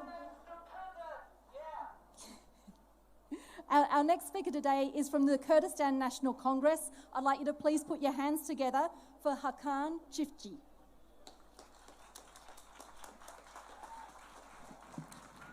Welcome everyone. Greetings from Kurdistan, greetings from Kurdish people. I'm speaking on behalf of the diaspora of the Kurdish community. First of all, I would like to express our support and solidarity to Julian Assange, who is a person fighting for truth and justice, a person who denied to live a world based on lies by the elite powers, a person who never betrayed the dignity of the truth. Dear friends, as Kurdish people, we have struggled to bring justice to Kurdistan and Middle East. The key actor for preventing stability in the region today is the Turkish state and their allies. Just like Julian Assange, many people who are fighting for truth and justice, they have put in prison in Turkey. Political leaders and truth seekers like Abdullah Öcalan, who have been in prison for 23 years, and thousands of political prisoners and 63 journalists are in jail today. As you may have heard, since the 17th of April, with the help of Barzani administration of the Kurdistan region government in Iraq, with hundreds of warplanes, the Turkish state started a new comprehensive attack on Kurdish people and their self-defense forces in South Kurdistan, which is in northern Iraq. Last year, the Turkish army had attacked these regions for months while resorting to the use of chemical weapons over 300 times. War crimes by the Turkish state does not only include human genocide, but also ecological genocide. The occupation war once again shows that the Turkish fascist president, Erdogan, is trying to manipulate the international community by claiming that he is working to achieve peace and stability in Ukraine. Unfortunately, the manipulative policy by Erdogan seems to have gained the relative success to silence US, UN, and EU member states and the mainstream media in order to continue his military actions which destabilize the region and the world. This military campaign should stop immediately. Assange has already exposed the true face of the Turkish fascist regime and their allies. The Kurdish people demand immediate release of people like Julian Assange, Abdullah Öcalan, and all journalists and political prisoners. We call the international institutions to stop playing the three monkeys about this injustice. We also call all the international community to react all this injustice and show the reaction like we are doing here now. Long live truth and justice. Long live Julian Assange.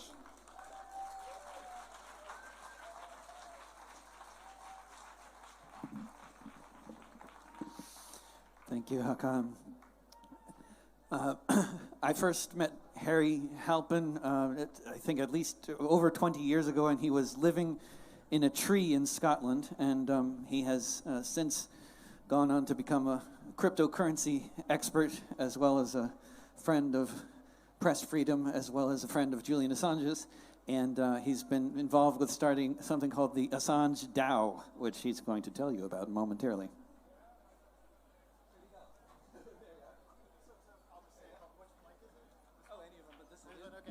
So just everyone, just in case there's any cryptocurrency people or programmers in the audience, which I kind of doubt, but it could be true, I just want to tell a little quick story about Julian Assange and his relationship to cryptocurrency and how inspirational he's been to all of the young people out there.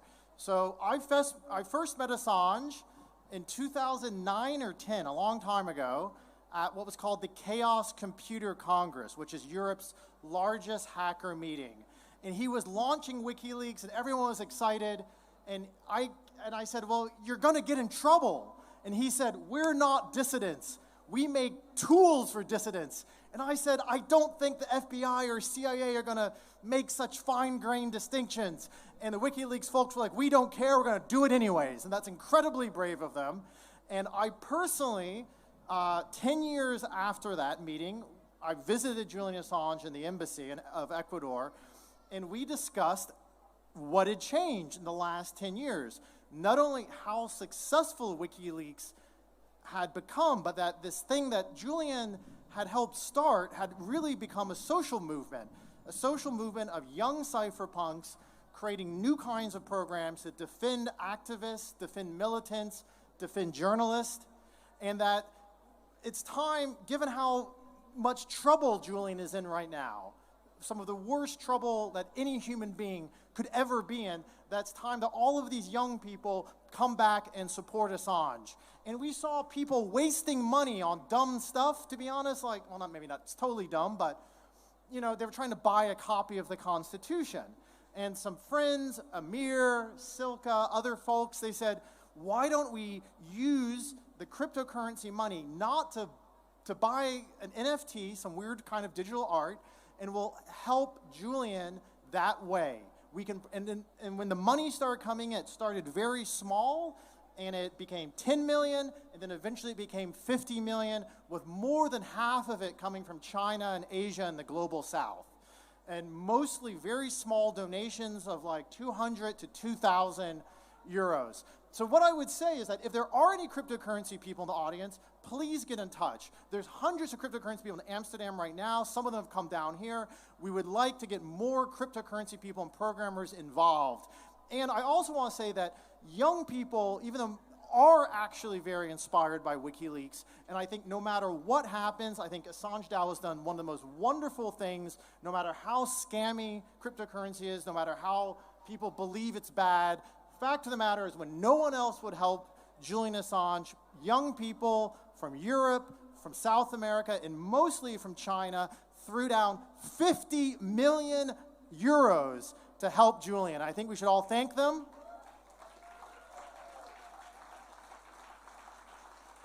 And then we should all try to help the next thing that we do to help Assange. Thank you so much.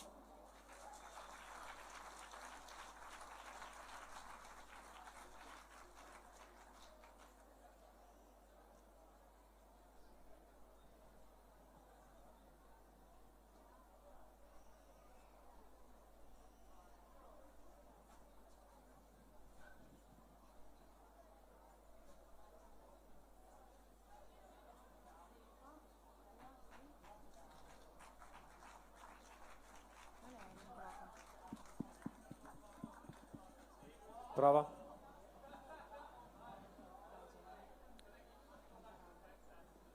Good evening, everyone.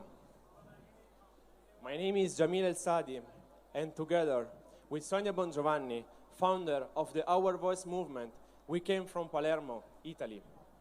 Our Voice is an international cultural and artistic movement of young people from several parts of the world who denounce social injustice through art, information, and activism. We deal with mafia and related criminal organizations, the environment, feminism, and many other topics. We are concerned with human rights, and for this reason, we have decided to defend Julian Assange and not to turn ourselves away.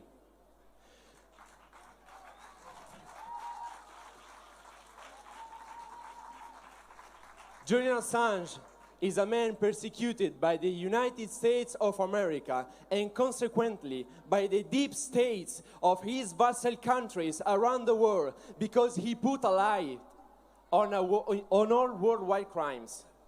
Julian Assange has ripped open the veil of lies and rhetoric woven of Western powers, the self-styled exporters of democracy. That's why they want to silence him.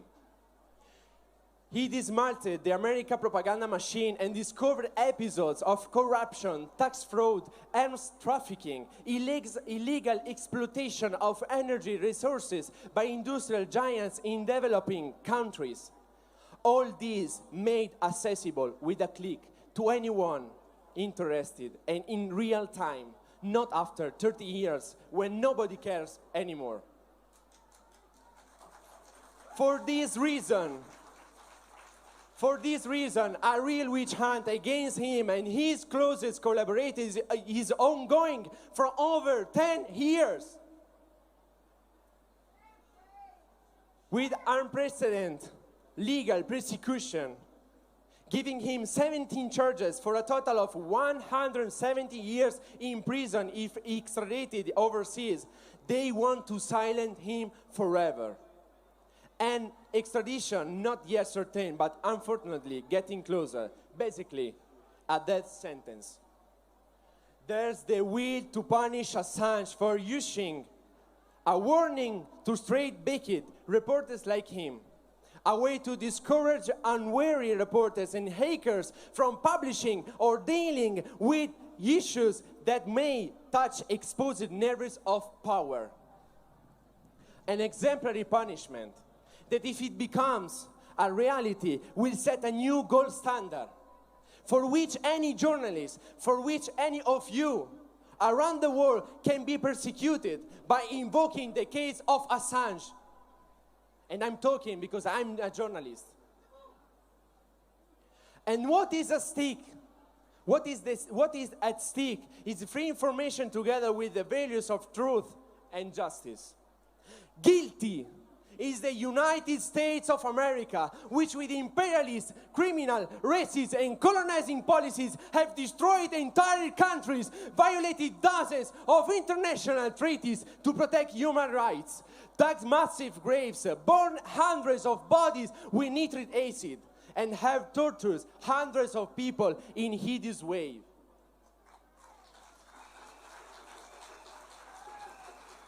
The British forces and NATO allies who took part in the war in Afghanistan, in the massacres of innocent civilians whose existence was never known, are also guilty and complices. All this happened in the years when the presidents of United States of America were the first, the Republican George W. Bush, and then the Democrat Barack Obama. There is no right or left in war, no right or left. When economic, political, and military interests prevail over hundreds of thousands of human lives, not to mention what is happening in Ukraine, where Russia, Europe, and USA are doing their dirty business on civilians' bodies.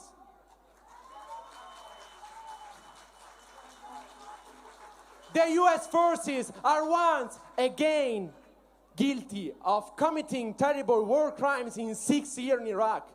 A total of at least 600,000 Iraqi people were murdered, as demonstrated by the 1,000 documents revealed by WikiLeaks.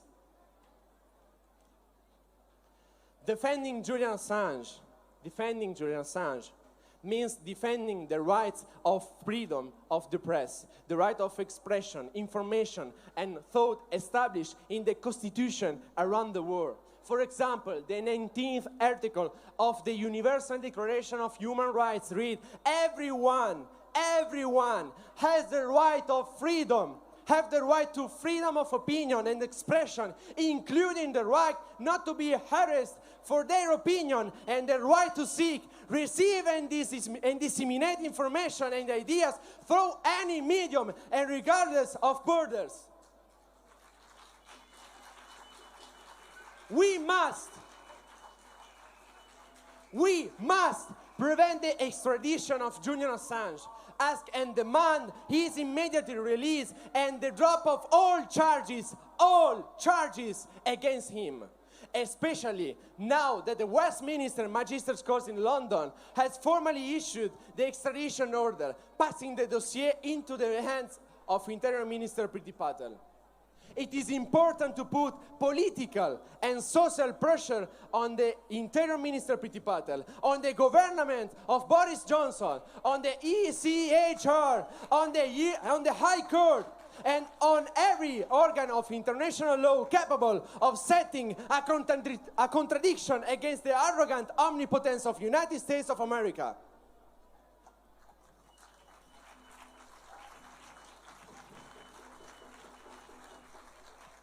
Assange's case places humanity on the eve of a point of no return before which is necessary to change course before it is too late.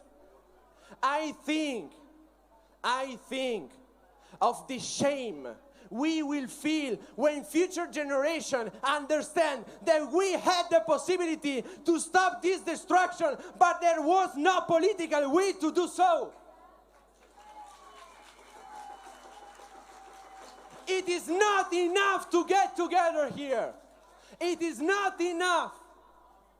We must radically change now. A new collective consciousness must be born.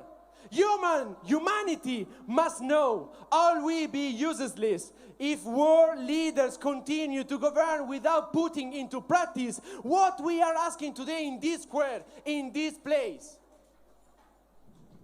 After years of persecution and illegal and inhumane imprisonment, the time has come to put aside the resistance, the excuses, the endless searches of a technical, legal, or bureaucratic foothold in order not to take sides in Assange's favor.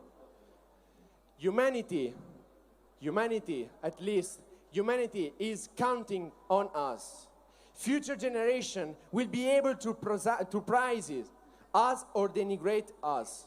We represent the last hope of freedom of expression, information, and thought. Assange's case is the sign of the brutality of the times.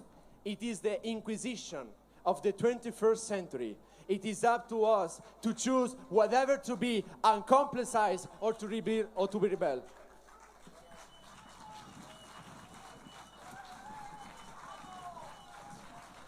Hi. Sorry for our English. My name is Sonia. I come from Italy and I'm the founder of Our Voice movement. Who wants to extradite Assange, condemn him to 175 years in prison and death, wants to hide the serious crimes against humanity committed by the United States of America and the US and European armed forces. Crimes of yesterday and today, which all humanity has the right to know and report. We demand that European countries are no longer dependent on USA's warlike and imperialist policy, which continues to this day with Joe Biden's government. As an Italian citizen, I am ashamed of the current Italian government's policy, which in the coming years will provide NATO with 40 billion euros a year. All this in violation of the Italian Constitution. We want our countries to exit NATO and to build a European community not based on mere economic and financial interest, but able to be the spokesperson of a true message of union, peace, and democracy of all over the world. For us, Julian Assange is a father, a friend, a spokesman of the truth. For this, we demand Julian's release now. What right has the English government to send a man to die? A man whose only crime was telling the truth to the world. Minister Patel, do not remain seated on the chair of dissent, of the submission to the strong powers, murderous global criminals. Minister Patel, listen to these cries that not only belong to the people of this square, but to entire population, to young people from all over the world. Don't sign for Julian's extradition. We want his liberation and a protection plan for him. We want to tell the responsibles of the crime committed to Julian that whatever happens, we will not stop. We will arm ourselves with art and culture and become millions, because your threats don't scare us. There will be 100, 1,000, and 100,000 Julians, because you will never choke freedom of speech. You cannot murder an idea.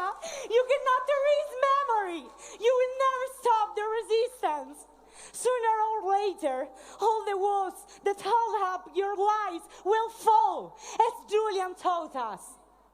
We are revolting people's voices, those people to whom Julian gave back the truth. We will support Stella Morris and Julian Assange forever. Thank you so much. We are our voice. Thank you.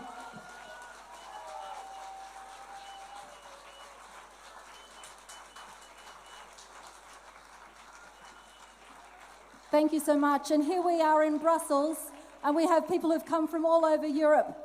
There are people from Germany, there are people from Switzerland, there are people from Italy, there are people from all over all over the continent, as well as a small number of us Australians. So I'd like to invite up Yuli Mayachuk. So Yuli, if you're here, can you give us a wave? Yuli is from Reporters Without Borders. And if she's not, we'll move on. But if she's here, please give us a wave. All right. So we'll just, please let us make yourself known to us if you're here. But our next, the next speaker is going to be reading out a couple of written statements for us. It's Ewan McCaskill, who's going to be reading a couple of statements from people who were not able to be here today.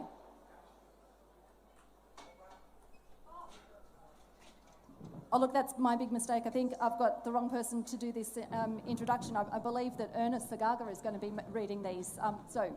Ernest Sagaga, please welcome him up.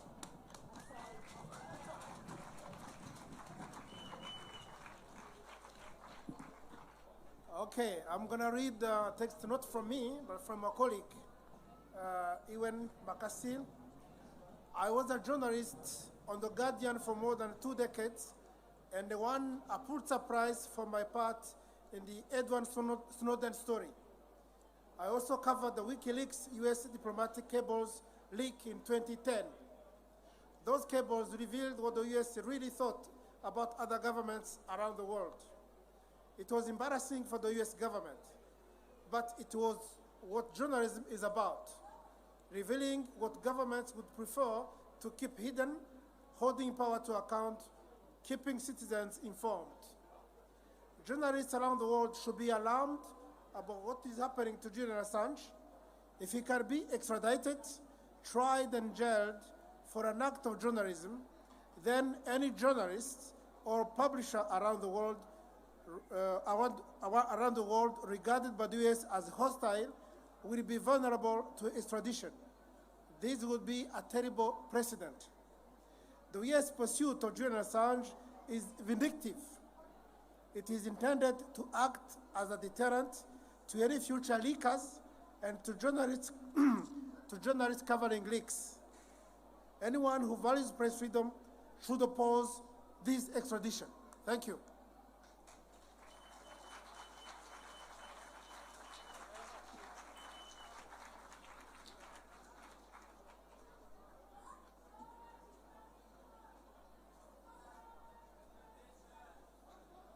Yeah, do it.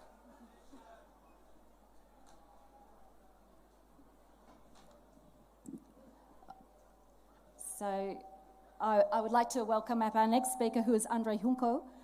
He's a German parliamentarian and member of the Parliamentary Assembly of the Council of Europe.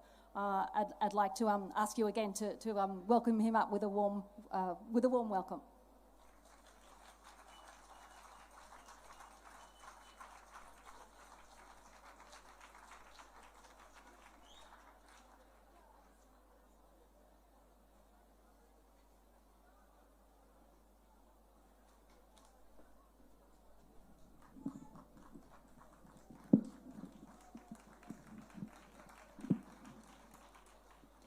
Hello, everybody. Hello, everybody, dear friends, dear people from Brussels. My name is André Hunko. I'm member of the German Parliament and member of the Parliamentary Assembly of Council of Europe. And I just was thinking when in Germany, of the German Parliament, when I entered the Parliament 10 years ago, one of the first things I did was mirroring WikiLeaks, because it was under threat and we were asked to mirror it on our web pages. And this was the time when I started to follow what happens with WikiLeaks and, of course, what happens to Julian Assange. 2.5 years ago, we had a hearing in our parliament in Germany. It was one of the best hearings we ever had in that parliament. It was on the case of Julian Assange with John Shipton, with Niels Melzer and others. And my colleagues, Sevim Dardelen and Heike Hensel, visited him in London. And what he asked us was, could you please raise the issue as well in the Council of Europe? And as I'm member there, I did it. I made a hearing in January 2020 in Strasbourg in the Parliamentary Assembly. And the next day, the Assembly adopted a resolution which is the voice, which is the position of the 46 member states of Europe based on the European Convention on Human Rights. And I just want to cite this decision of, where it is? I lost it, sorry. It is a very clear call that Julian Assange case can be a precedent for any such case. We, the Parliamentary Assembly of Council of Europe, we follow the call of the Special Rapporteur on Torture of UN, Niels Melzer, that Julian Assange has to be released immediately. That is the position of the 46 member states in the Council of Europe.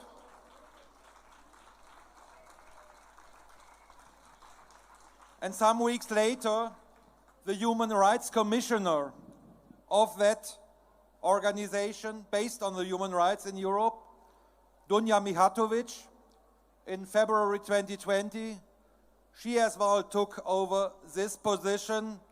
And this is important, as the Human Rights Commissioner has a special voice in the European Court of Human Rights, which is the last hope for Julian Assange, because he knows about this and he asked us for this. So in the Council of Europe, there is a clear position, and I think in the end, if he goes to the European Court of Human Rights, he will win. But dear friends, dear comrades, we cannot wait so long. It is years now that he is in Belmarsh. We have there, you can see how small his prison cell is.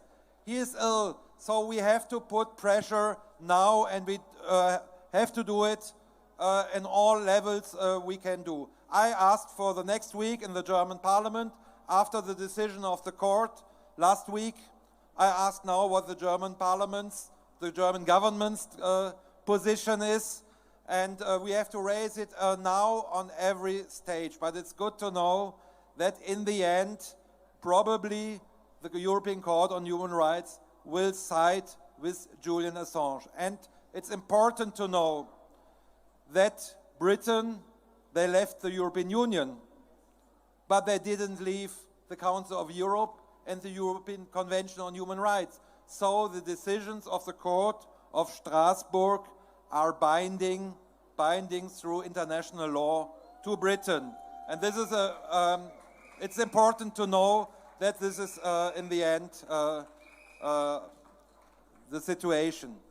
But on the same time, I have to say, we are here in Brussels, And the European Union institutions here and the European Parliament, they refused to take a position on Julian Assange 1.5 years ago. It is a shame for a European Union which proclaims itself to be based on human rights and on the rule of law, and this is not to do with human rights and rule of law. Maybe last thought. What Julian Assange did, that he uncovered war crimes, that he uncovered breach of international law in Iraq, in Afghanistan, and other places. And each breach of international law will promote the next breach, maybe from another side. And what we are seeing in these days is a consequence of these terrible in international politics, and this makes it so important that Julian Assange has to be free, that he can follow up his work. It's so important for the whole mankind. So let's be strong. Let's make a strong campaign further. I will do my job as I can do in the parliaments, and wish you a very nice and very successful struggle in the next weeks and months. Thank you very much.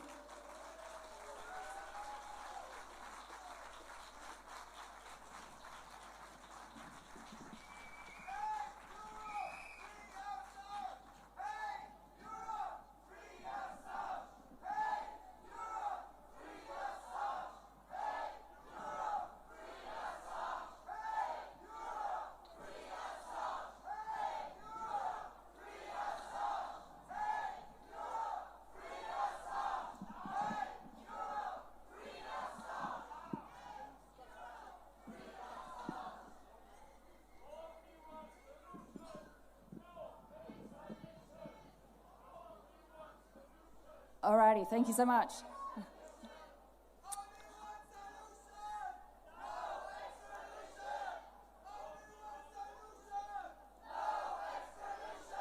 Only one solution, no extradition. So, as I mentioned, here we are in Brussels. We've had a lot of speakers from around Europe. So far, no Belgians. So I would like to let you know that we're inviting Stella up shortly, but first we've got 2 Belgians to speak. So the first of whom is Marc Molitor. He's a Belgian journalist working for the French-speaking broadcasting station RTBF. And then we'll be hearing from Lorde van Oost from the Flemish-speaking community. So a big warm welcome to Marc. To both.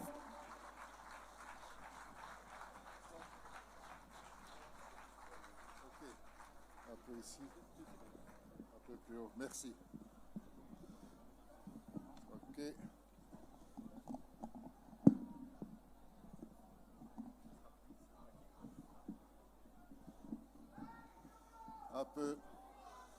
Un peu de français. Des comités belges de défense d'Assange et puis une intervention en néerlandais de notre ami Lode. Je voudrais dire ici qu'on n'est pas seulement ici pour défendre Assange face à la grande puissance qui le poursuit, mais on est aussi ici pour le défendre face à la passivité. La passivité peut être complice de nos gouvernants en Europe et à l'inaction de beaucoup de nos représentants politiques, ainsi qu'à la curieuse discrétion de beaucoup de nos médias, qui devraient pourtant être ses alliés naturels. Mais comment est-ce qu'une telle inconscience et un tel aveuglement sont-ils possibles? Peut-être qu'ils se réveilleront un jour, en Belgique, en France, lorsqu'un journaliste belge ou français sera interpellé dans un pays tiers par une puissance tierce, chinoise ou russe, pour avoir révélé des choses sur ces pays, alors qu'ils sont de passage en Arménie ou au Cambodge. À ce moment-là, tout le monde se réveillera ici. On verra la classe politique belge, on verra les représentants, et on verra les représentants de nos médias se lever comme un seul homme pour protester contre de tels abus. Ce sont des scénarios hypothétiques que je viens de vous dire, mais c'est exactement ce qui se passe avec Assange. Vous pouvez... Nous avons ici en Belgique interpellé à plusieurs reprises le gouvernement et tous les partis politiques. Ils se taisent quasiment tous. Ils ne répondent même pas à nos courriers. Dans d'autres pays européens, comme en Italie ou en France par exemple, certains parlementaires au moins ont tenté de faire voter des résolutions de soutien à Assange.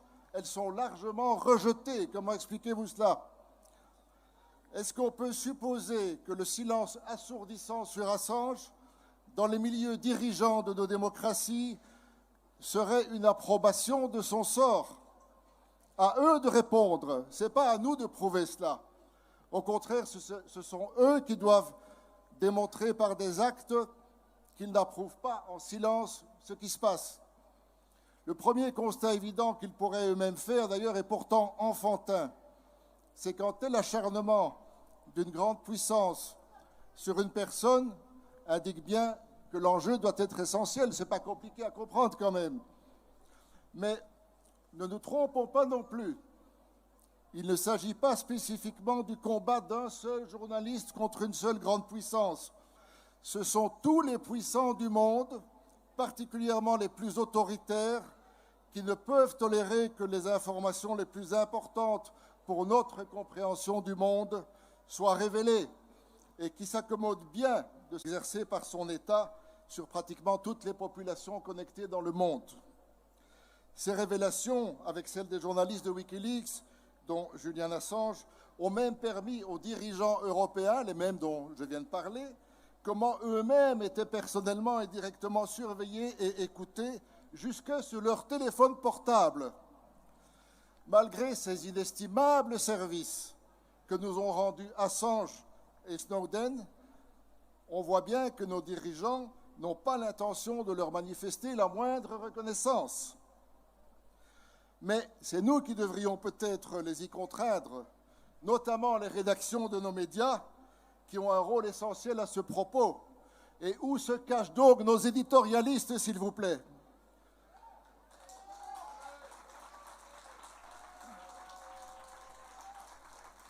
Il y a 22 ans, le gouvernement britannique relâchait et renvoyait chez lui le dictateur chilien Augusto Pinochet, dont un juge espagnol avait obtenu l'extradition vers l'Espagne. Allons-nous assister bientôt à ce spectacle écœurant du même État britannique extradant Assange enchaîné vers une prison américaine sinistre et inhumaine? Nos gouvernements européens, nos parlements, nos partis politiques vont-ils cautionner ce qui est une véritable, je pèse mes mots, infamie?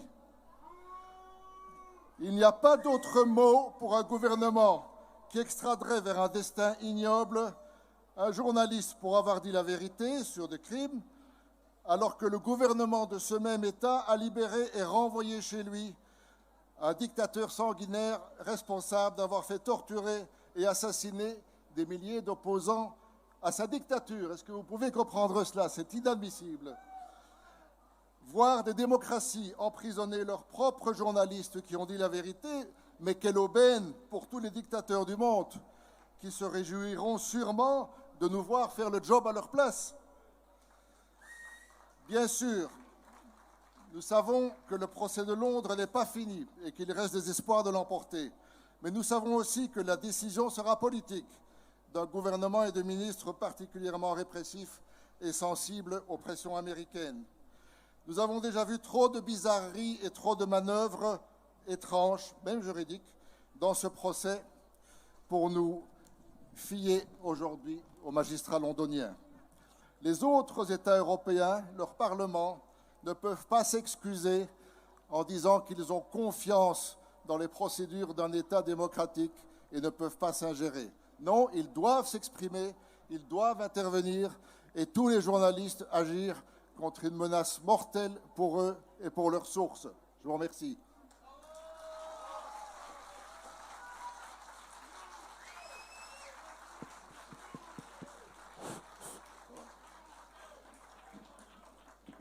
Beste vrienden van Julian Assange. In ieder geval, dank u om hier vandaag aanwezig te zijn met uw solidariteit. Ik ga hier niet herhalen wat al die andere mensen voor mij al hebben gezegd. Wat ik wel ga doen is een specifieke oproep lanceren naar een deel van het publiek hier, voor zover ze hier nog aanwezig zijn. Namelijk naar de journalisten die hier aanwezig zijn of zouden zijn. Ik heb het dan over de Vlaamse pers, de Standaard, het Nieuwsblad, de Morgen, het Laatste Nieuws, de Tijd, VRT, VTM en alle anderen vandaag. Het gaat hier niet alleen over Julian Assange, dit gaat over u. Dit gaat over de toekomst van de vrije journalistiek. Nu, ik weet dat meerdere journalisten reeds lang overtuigd zijn dat ze het wel weten. Julian Assange, we kennen dat wel. Daar verliezen we onze tijd niet aan. Daarom vraag ik heel even uw aandacht voor een man die ook zo dacht tot 2019. Nils Melzer is een Zwitsers academicus, expert internationaal recht en sinds 2016 VN-speciaal rapporteur over foltering. Tot 2019, dat is nog maar 3 jaar geleden, was hij rotsvast overtuigd, net als u, de meeste journalisten, dat hij wel wist hoe het zat met Assange. Zweden en Groot-Brittannië, dat zijn solide democratische rechtsstaten, dus daar is niks mis mee. Een jaar lang weigerde ook hij die zaak te bekijken. In 2019 was hij toevallig in Londen en hij dan, omdat die mensen, de advocaat van Assange, zo lang aandrongen, zeg ik zal eens gaan kijken. Nu wil het toeval dat die man, Nils Melzer, dat is een Zwitser academicus, maar die heeft een Zweedse moeder, die spreekt ook vloeiend Zweeds. En toen heeft Nils Melzer iets gedaan dat geen enkele journalist in het buitenland gedaan heeft. Hij heeft de originele rapporten in Zweeds gelezen. En hij kon er niet naast kijken. Dit was zonder meer een groteske politieke manipulatie van procedures om Assange jarenlang te blokkeren. Wekenlang weigerde de onderzoeksrechter in Zweden om Assange te ondervragen. En toen hij dan zei, ik ga vertrekken naar Groot-Brittannië, omdat zijn plannen waren, wachtte zij tot hij vertrokken was om een internationaal aanhoudingsbevel uit te vaardigen, omdat hij zogezegd gerecht wilde ontvluchten. En in Nils Melzer, dat is die rapport, en daar staat duidelijk in, het was wel degelijk de bedoeling om die gerechtelijke procedure te gebruiken om Assange jarenlang te blokkeren. En dat is ook gebeurd. Nils Melzer heeft daarna 5 regeringen gecontacteerd als VN-rapporteur. Groot-Brittannië, Zweden, Verenigde Staten, Ecuador, Australië. Al die 5 landen, regeringen, hebben gewoon geweigerd om met hem mee te werken. En daarom heeft die man iets gedaan dat hij mij nog geen enkel dossier over foltering gedaan had tot nu toe. Hij heeft het dossier van Assange in het boek gestoken. En ik vraag aan u, beste journalisten hier aanwezig, u moet mij niet geloven. U moet mensen niet geloven die hier komen spreken zijn. Maar ik vraag u wel, doe de moeite om dit boek eens te lezen. En vraag u dan af of u nog altijd hetzelfde gedacht hebt over Assange. Het staat er allemaal in. Het is 3 uurtjes werk en u kent het dossier volledig. Assange, beste mensen, die heeft gedaan wat jullie nu, journalisten, nu vandaag in Oekraïne doen. Oorlogsmisdaden aanklagen. Wel, Assange heeft identiek hetzelfde gedaan in Irak. Dat is zijn echte misdaad. Zijn misdaad is dat hij oorlogsmisdaden heeft aangeklaagd van het verkeerde land. Dat is zijn misdaad. Beste vrienden, straks gaan jullie allemaal naar huis. Laat het niet zo, dat is allemaal goed dat je hier waart. Maar schrijf, mail, WhatsApp, whatever, naar de redacties van onze media. Eis dat zij Assange de aandacht geven die hij verdient. Het is dringend, maar het kan nog altijd.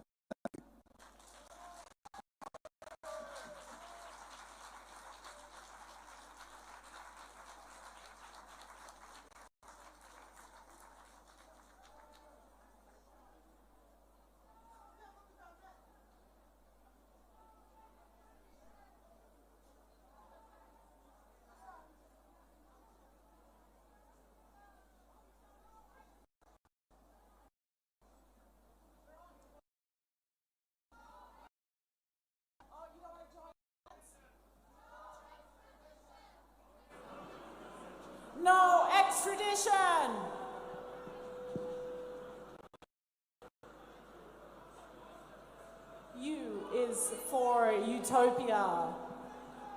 Utopia is on our minds.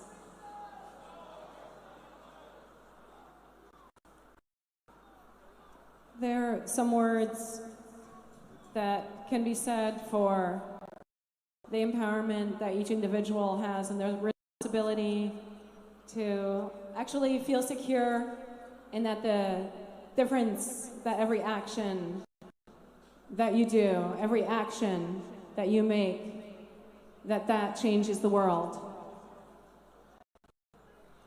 In our neighborhoods, in the places we are now, spaces, communities, our friends, our families, our educators, our youth, and the coming generations, the moments that we have in utopias, it's right here. It's not in a faraway place, in the distant future, or in some faraway past. This is our utopia.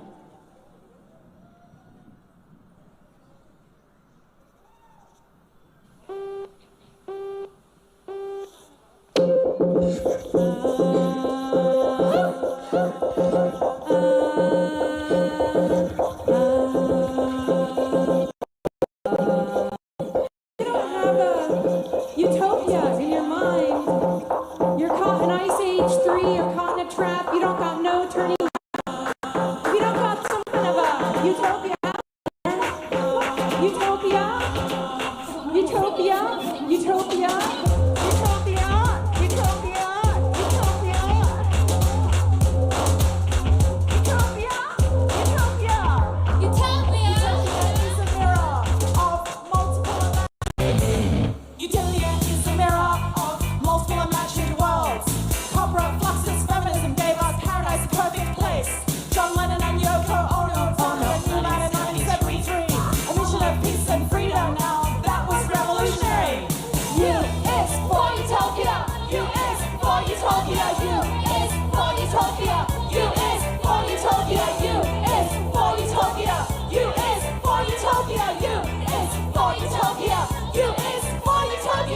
Utopia. Still thinking about how to turn this set. It's our utopia. Change your wallpaper, and everything will be great.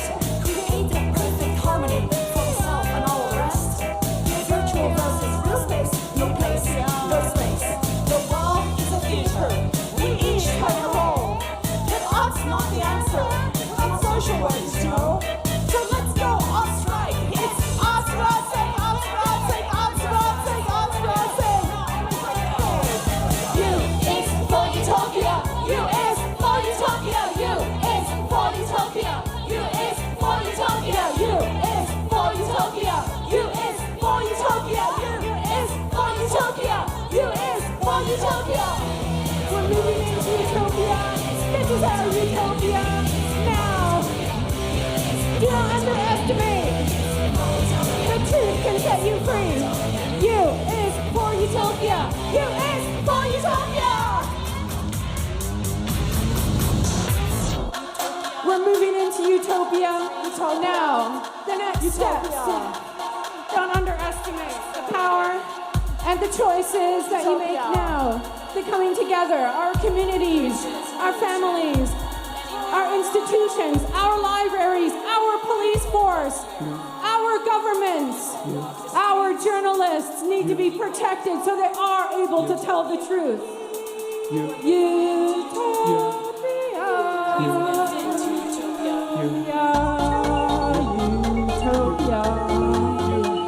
It's raining gold in our utopia. The trees, people walk the streets because it's our utopia. Our utopia together. Monocultures are artificial. Our utopia. Inclusive. This is our utopia.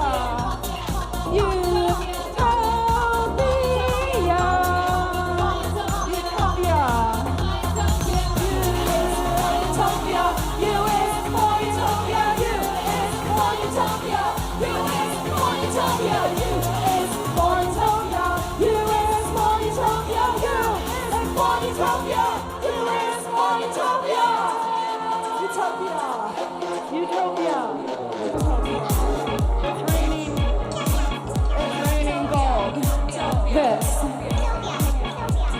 abundance. This is our utopia. So put out your hand and cup your hand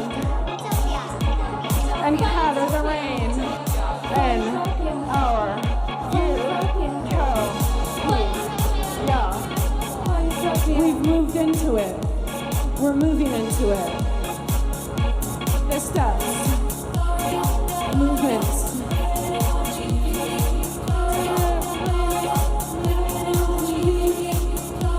The surveillances, the pictures, the places, the words, the truth and the exchange of knowledge, knowledge sharing, helping each other, a shoulder. We've moved into utopia. This is our utopia. Thank you so much. Thank you. This song is meant as an introduction to a very courageous and powerful woman, Stella Assange, who is the next speaker right here on stage. Thank you so much for the organizers, for the amazing speakers today, for Brussels, the beautiful city hosting this event. And Stella Assange, you're here? Stella. As the next speaker. Thank you so much for what you've taken on and for taking on this amazing role for Julian Assange and for the world. Oh, okay, sorry, I was waiting for you to come here, but yeah, thank you.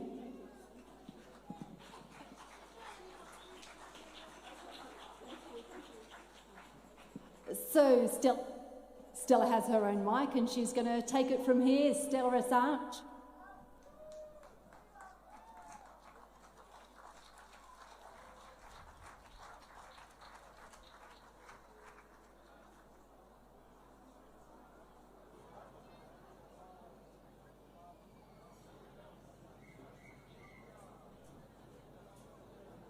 While we wait for Stella, I say free, you say Julian. Free, Julian. Free, Julian. I say free, you say Julian. Free.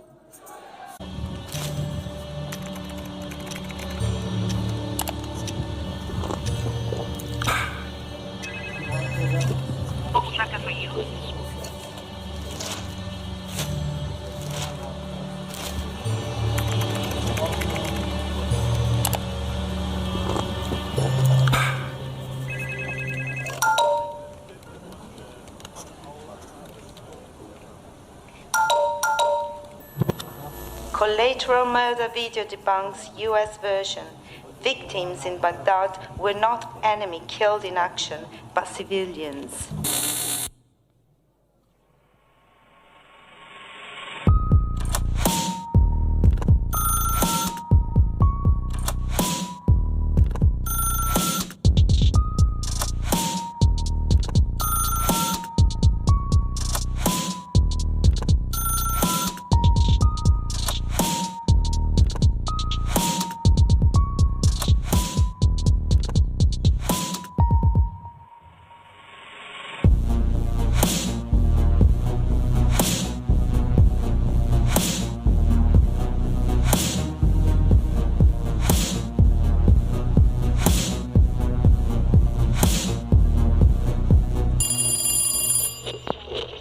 I was born to give voice to the truth. Iraq, US. Hillary Clinton was informed in advance of the coup in Honduras while she led its life. Through a foundation, Clinton ran business and makes media. Afghanistan, US military hires local child prostitutes. April 11, 2019. Julian Assange is jailed in London.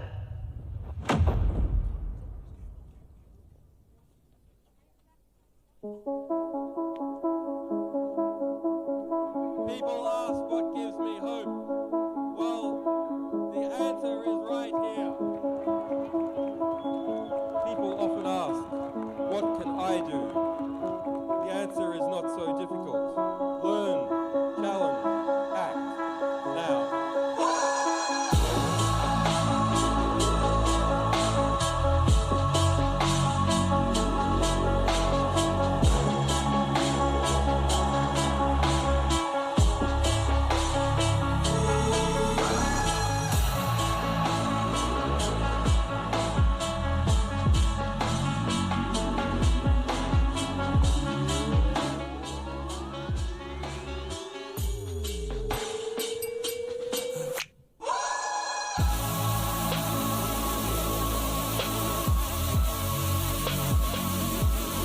can't build a just civilization out of ignorance and lies.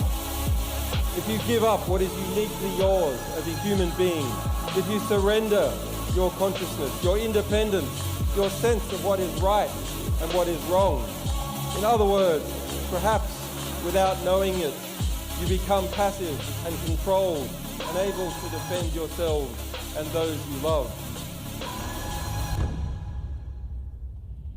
We have to educate each other.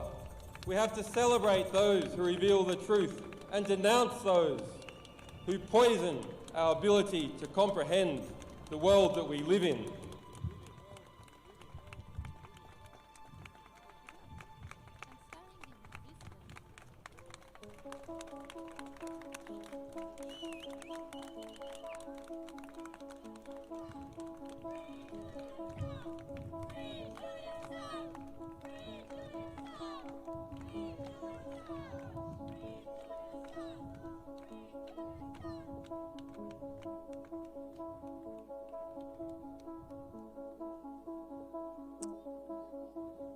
Thank you, everyone.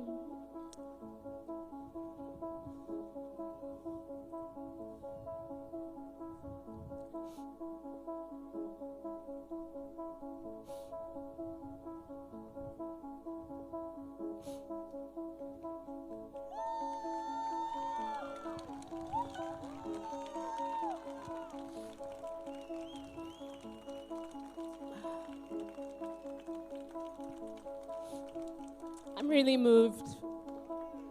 Thank you for being here. When people ask me how I am,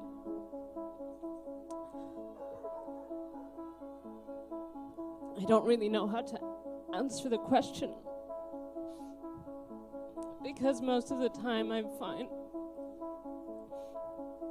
But it's hard.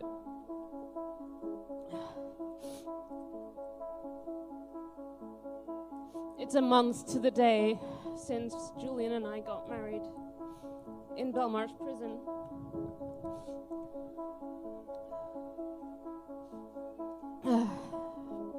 And it was a sweet and happy moment for us amidst all this horror.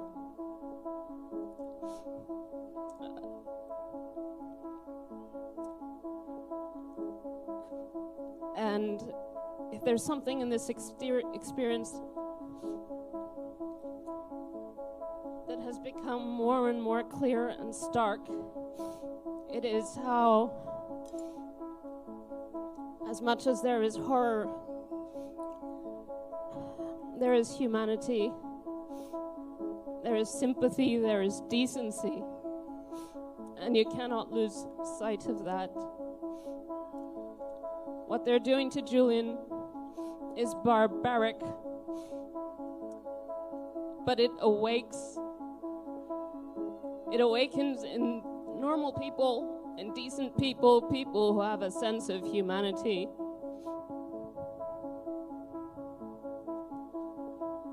An imperative need to show their disgust. That this will not be tolerated. You know, I grew up in Southern Africa, and my parents were active in the struggle against apartheid. And I remember going to rallies as a child. Thank you.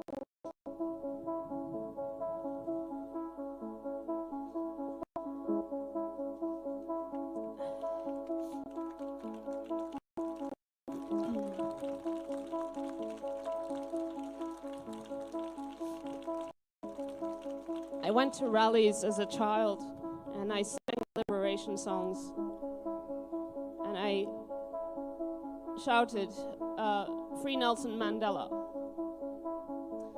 And Nelson Mandela was in prison for 27 years. And I can tell you that 15 years into his imprisonment, people thought that maybe he would never be released. but he was released because decent people in that case came out and they shouted for his freedom. And they said that they shouted even if they were the only person in the square to shout.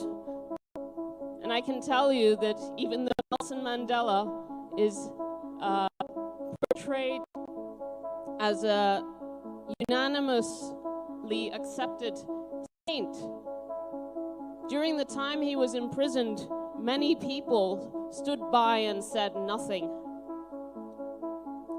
After he was released, everyone wanted to say that they campaigned for him and they were decent. The fact is, it takes a few decent people to show the way and to show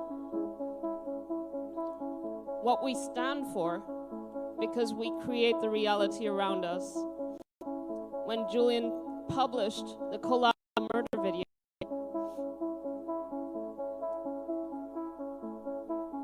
he honored the memory of people who were killed. When he published the Iraq war logs, the Afghan war logs, he honored the tens of thousands of victims who weren't even recognized. Those publications are not a matter of the past, because those crimes remain impugned. The war criminals were never tried. The story of WikiLeaks is simple. A publisher that decided to specialize in the crimes of states, to specialize in torture, in the killing of innocents in wartime. And those publications so angered the superpower of the United States that the United States took revenge. And it came down with the full force,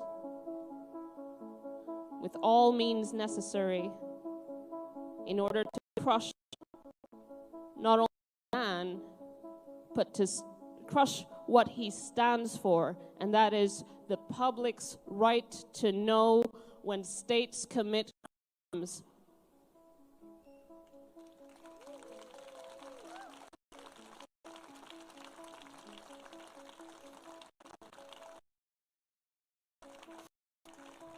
When we defend Julian, when you defend Julian, you're defending not just decency and not just the memory of all those people who have been killed, but also defending our right to a future where we are free to speak about crimes when they're committed by states. What is being done to Julian is a crime. The law is being abused in order to keep him incarcerated year after year for doing the right thing. 3 years in Belmarsh. When will it end? Will it end? We're not at the end game. In the United Kingdom,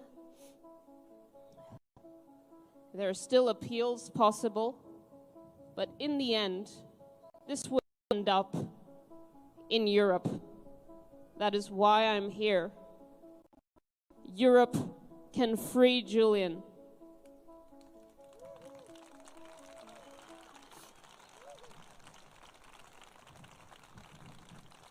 Europe must free Julian, because when this ends up in the European Court of Human Rights, Julian's case will create jurisprudence. What they're allowed to get away with in the European Court of Human Rights will determine the scope of our right to know information that is in the public interest. we're now in a stage where states are far more powerful than they were 10 years ago. The surveillance state is merged with private security interests and corporate interests and tech giants' interests. And our liberties as normal citizens are incredibly impoverished. All our liberties are tied up in Julian's freedom.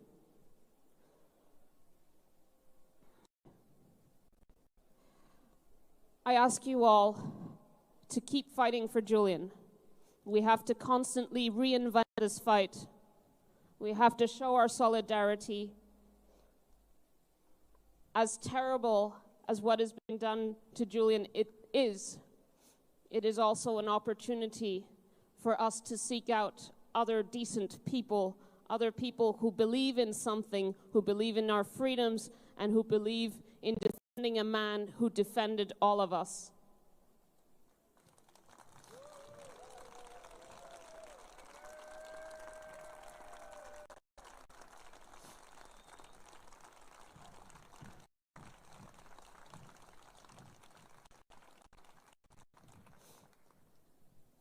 Just before I spoke to Julian, and I told him that there were people from all over Europe here, and there were also people from Brussels, and the incredible warmth and care and solidarity of the people here.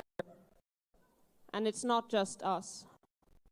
It is millions around the world. The other side wants to suggest otherwise. That is their attack, and it's not true. We're millions of decent people because Julian has touched so many people. He's helped so many victims of war, victims of human rights abuses, and no one will take that away. We will win this fight. We must win this fight. Free Julian Assange.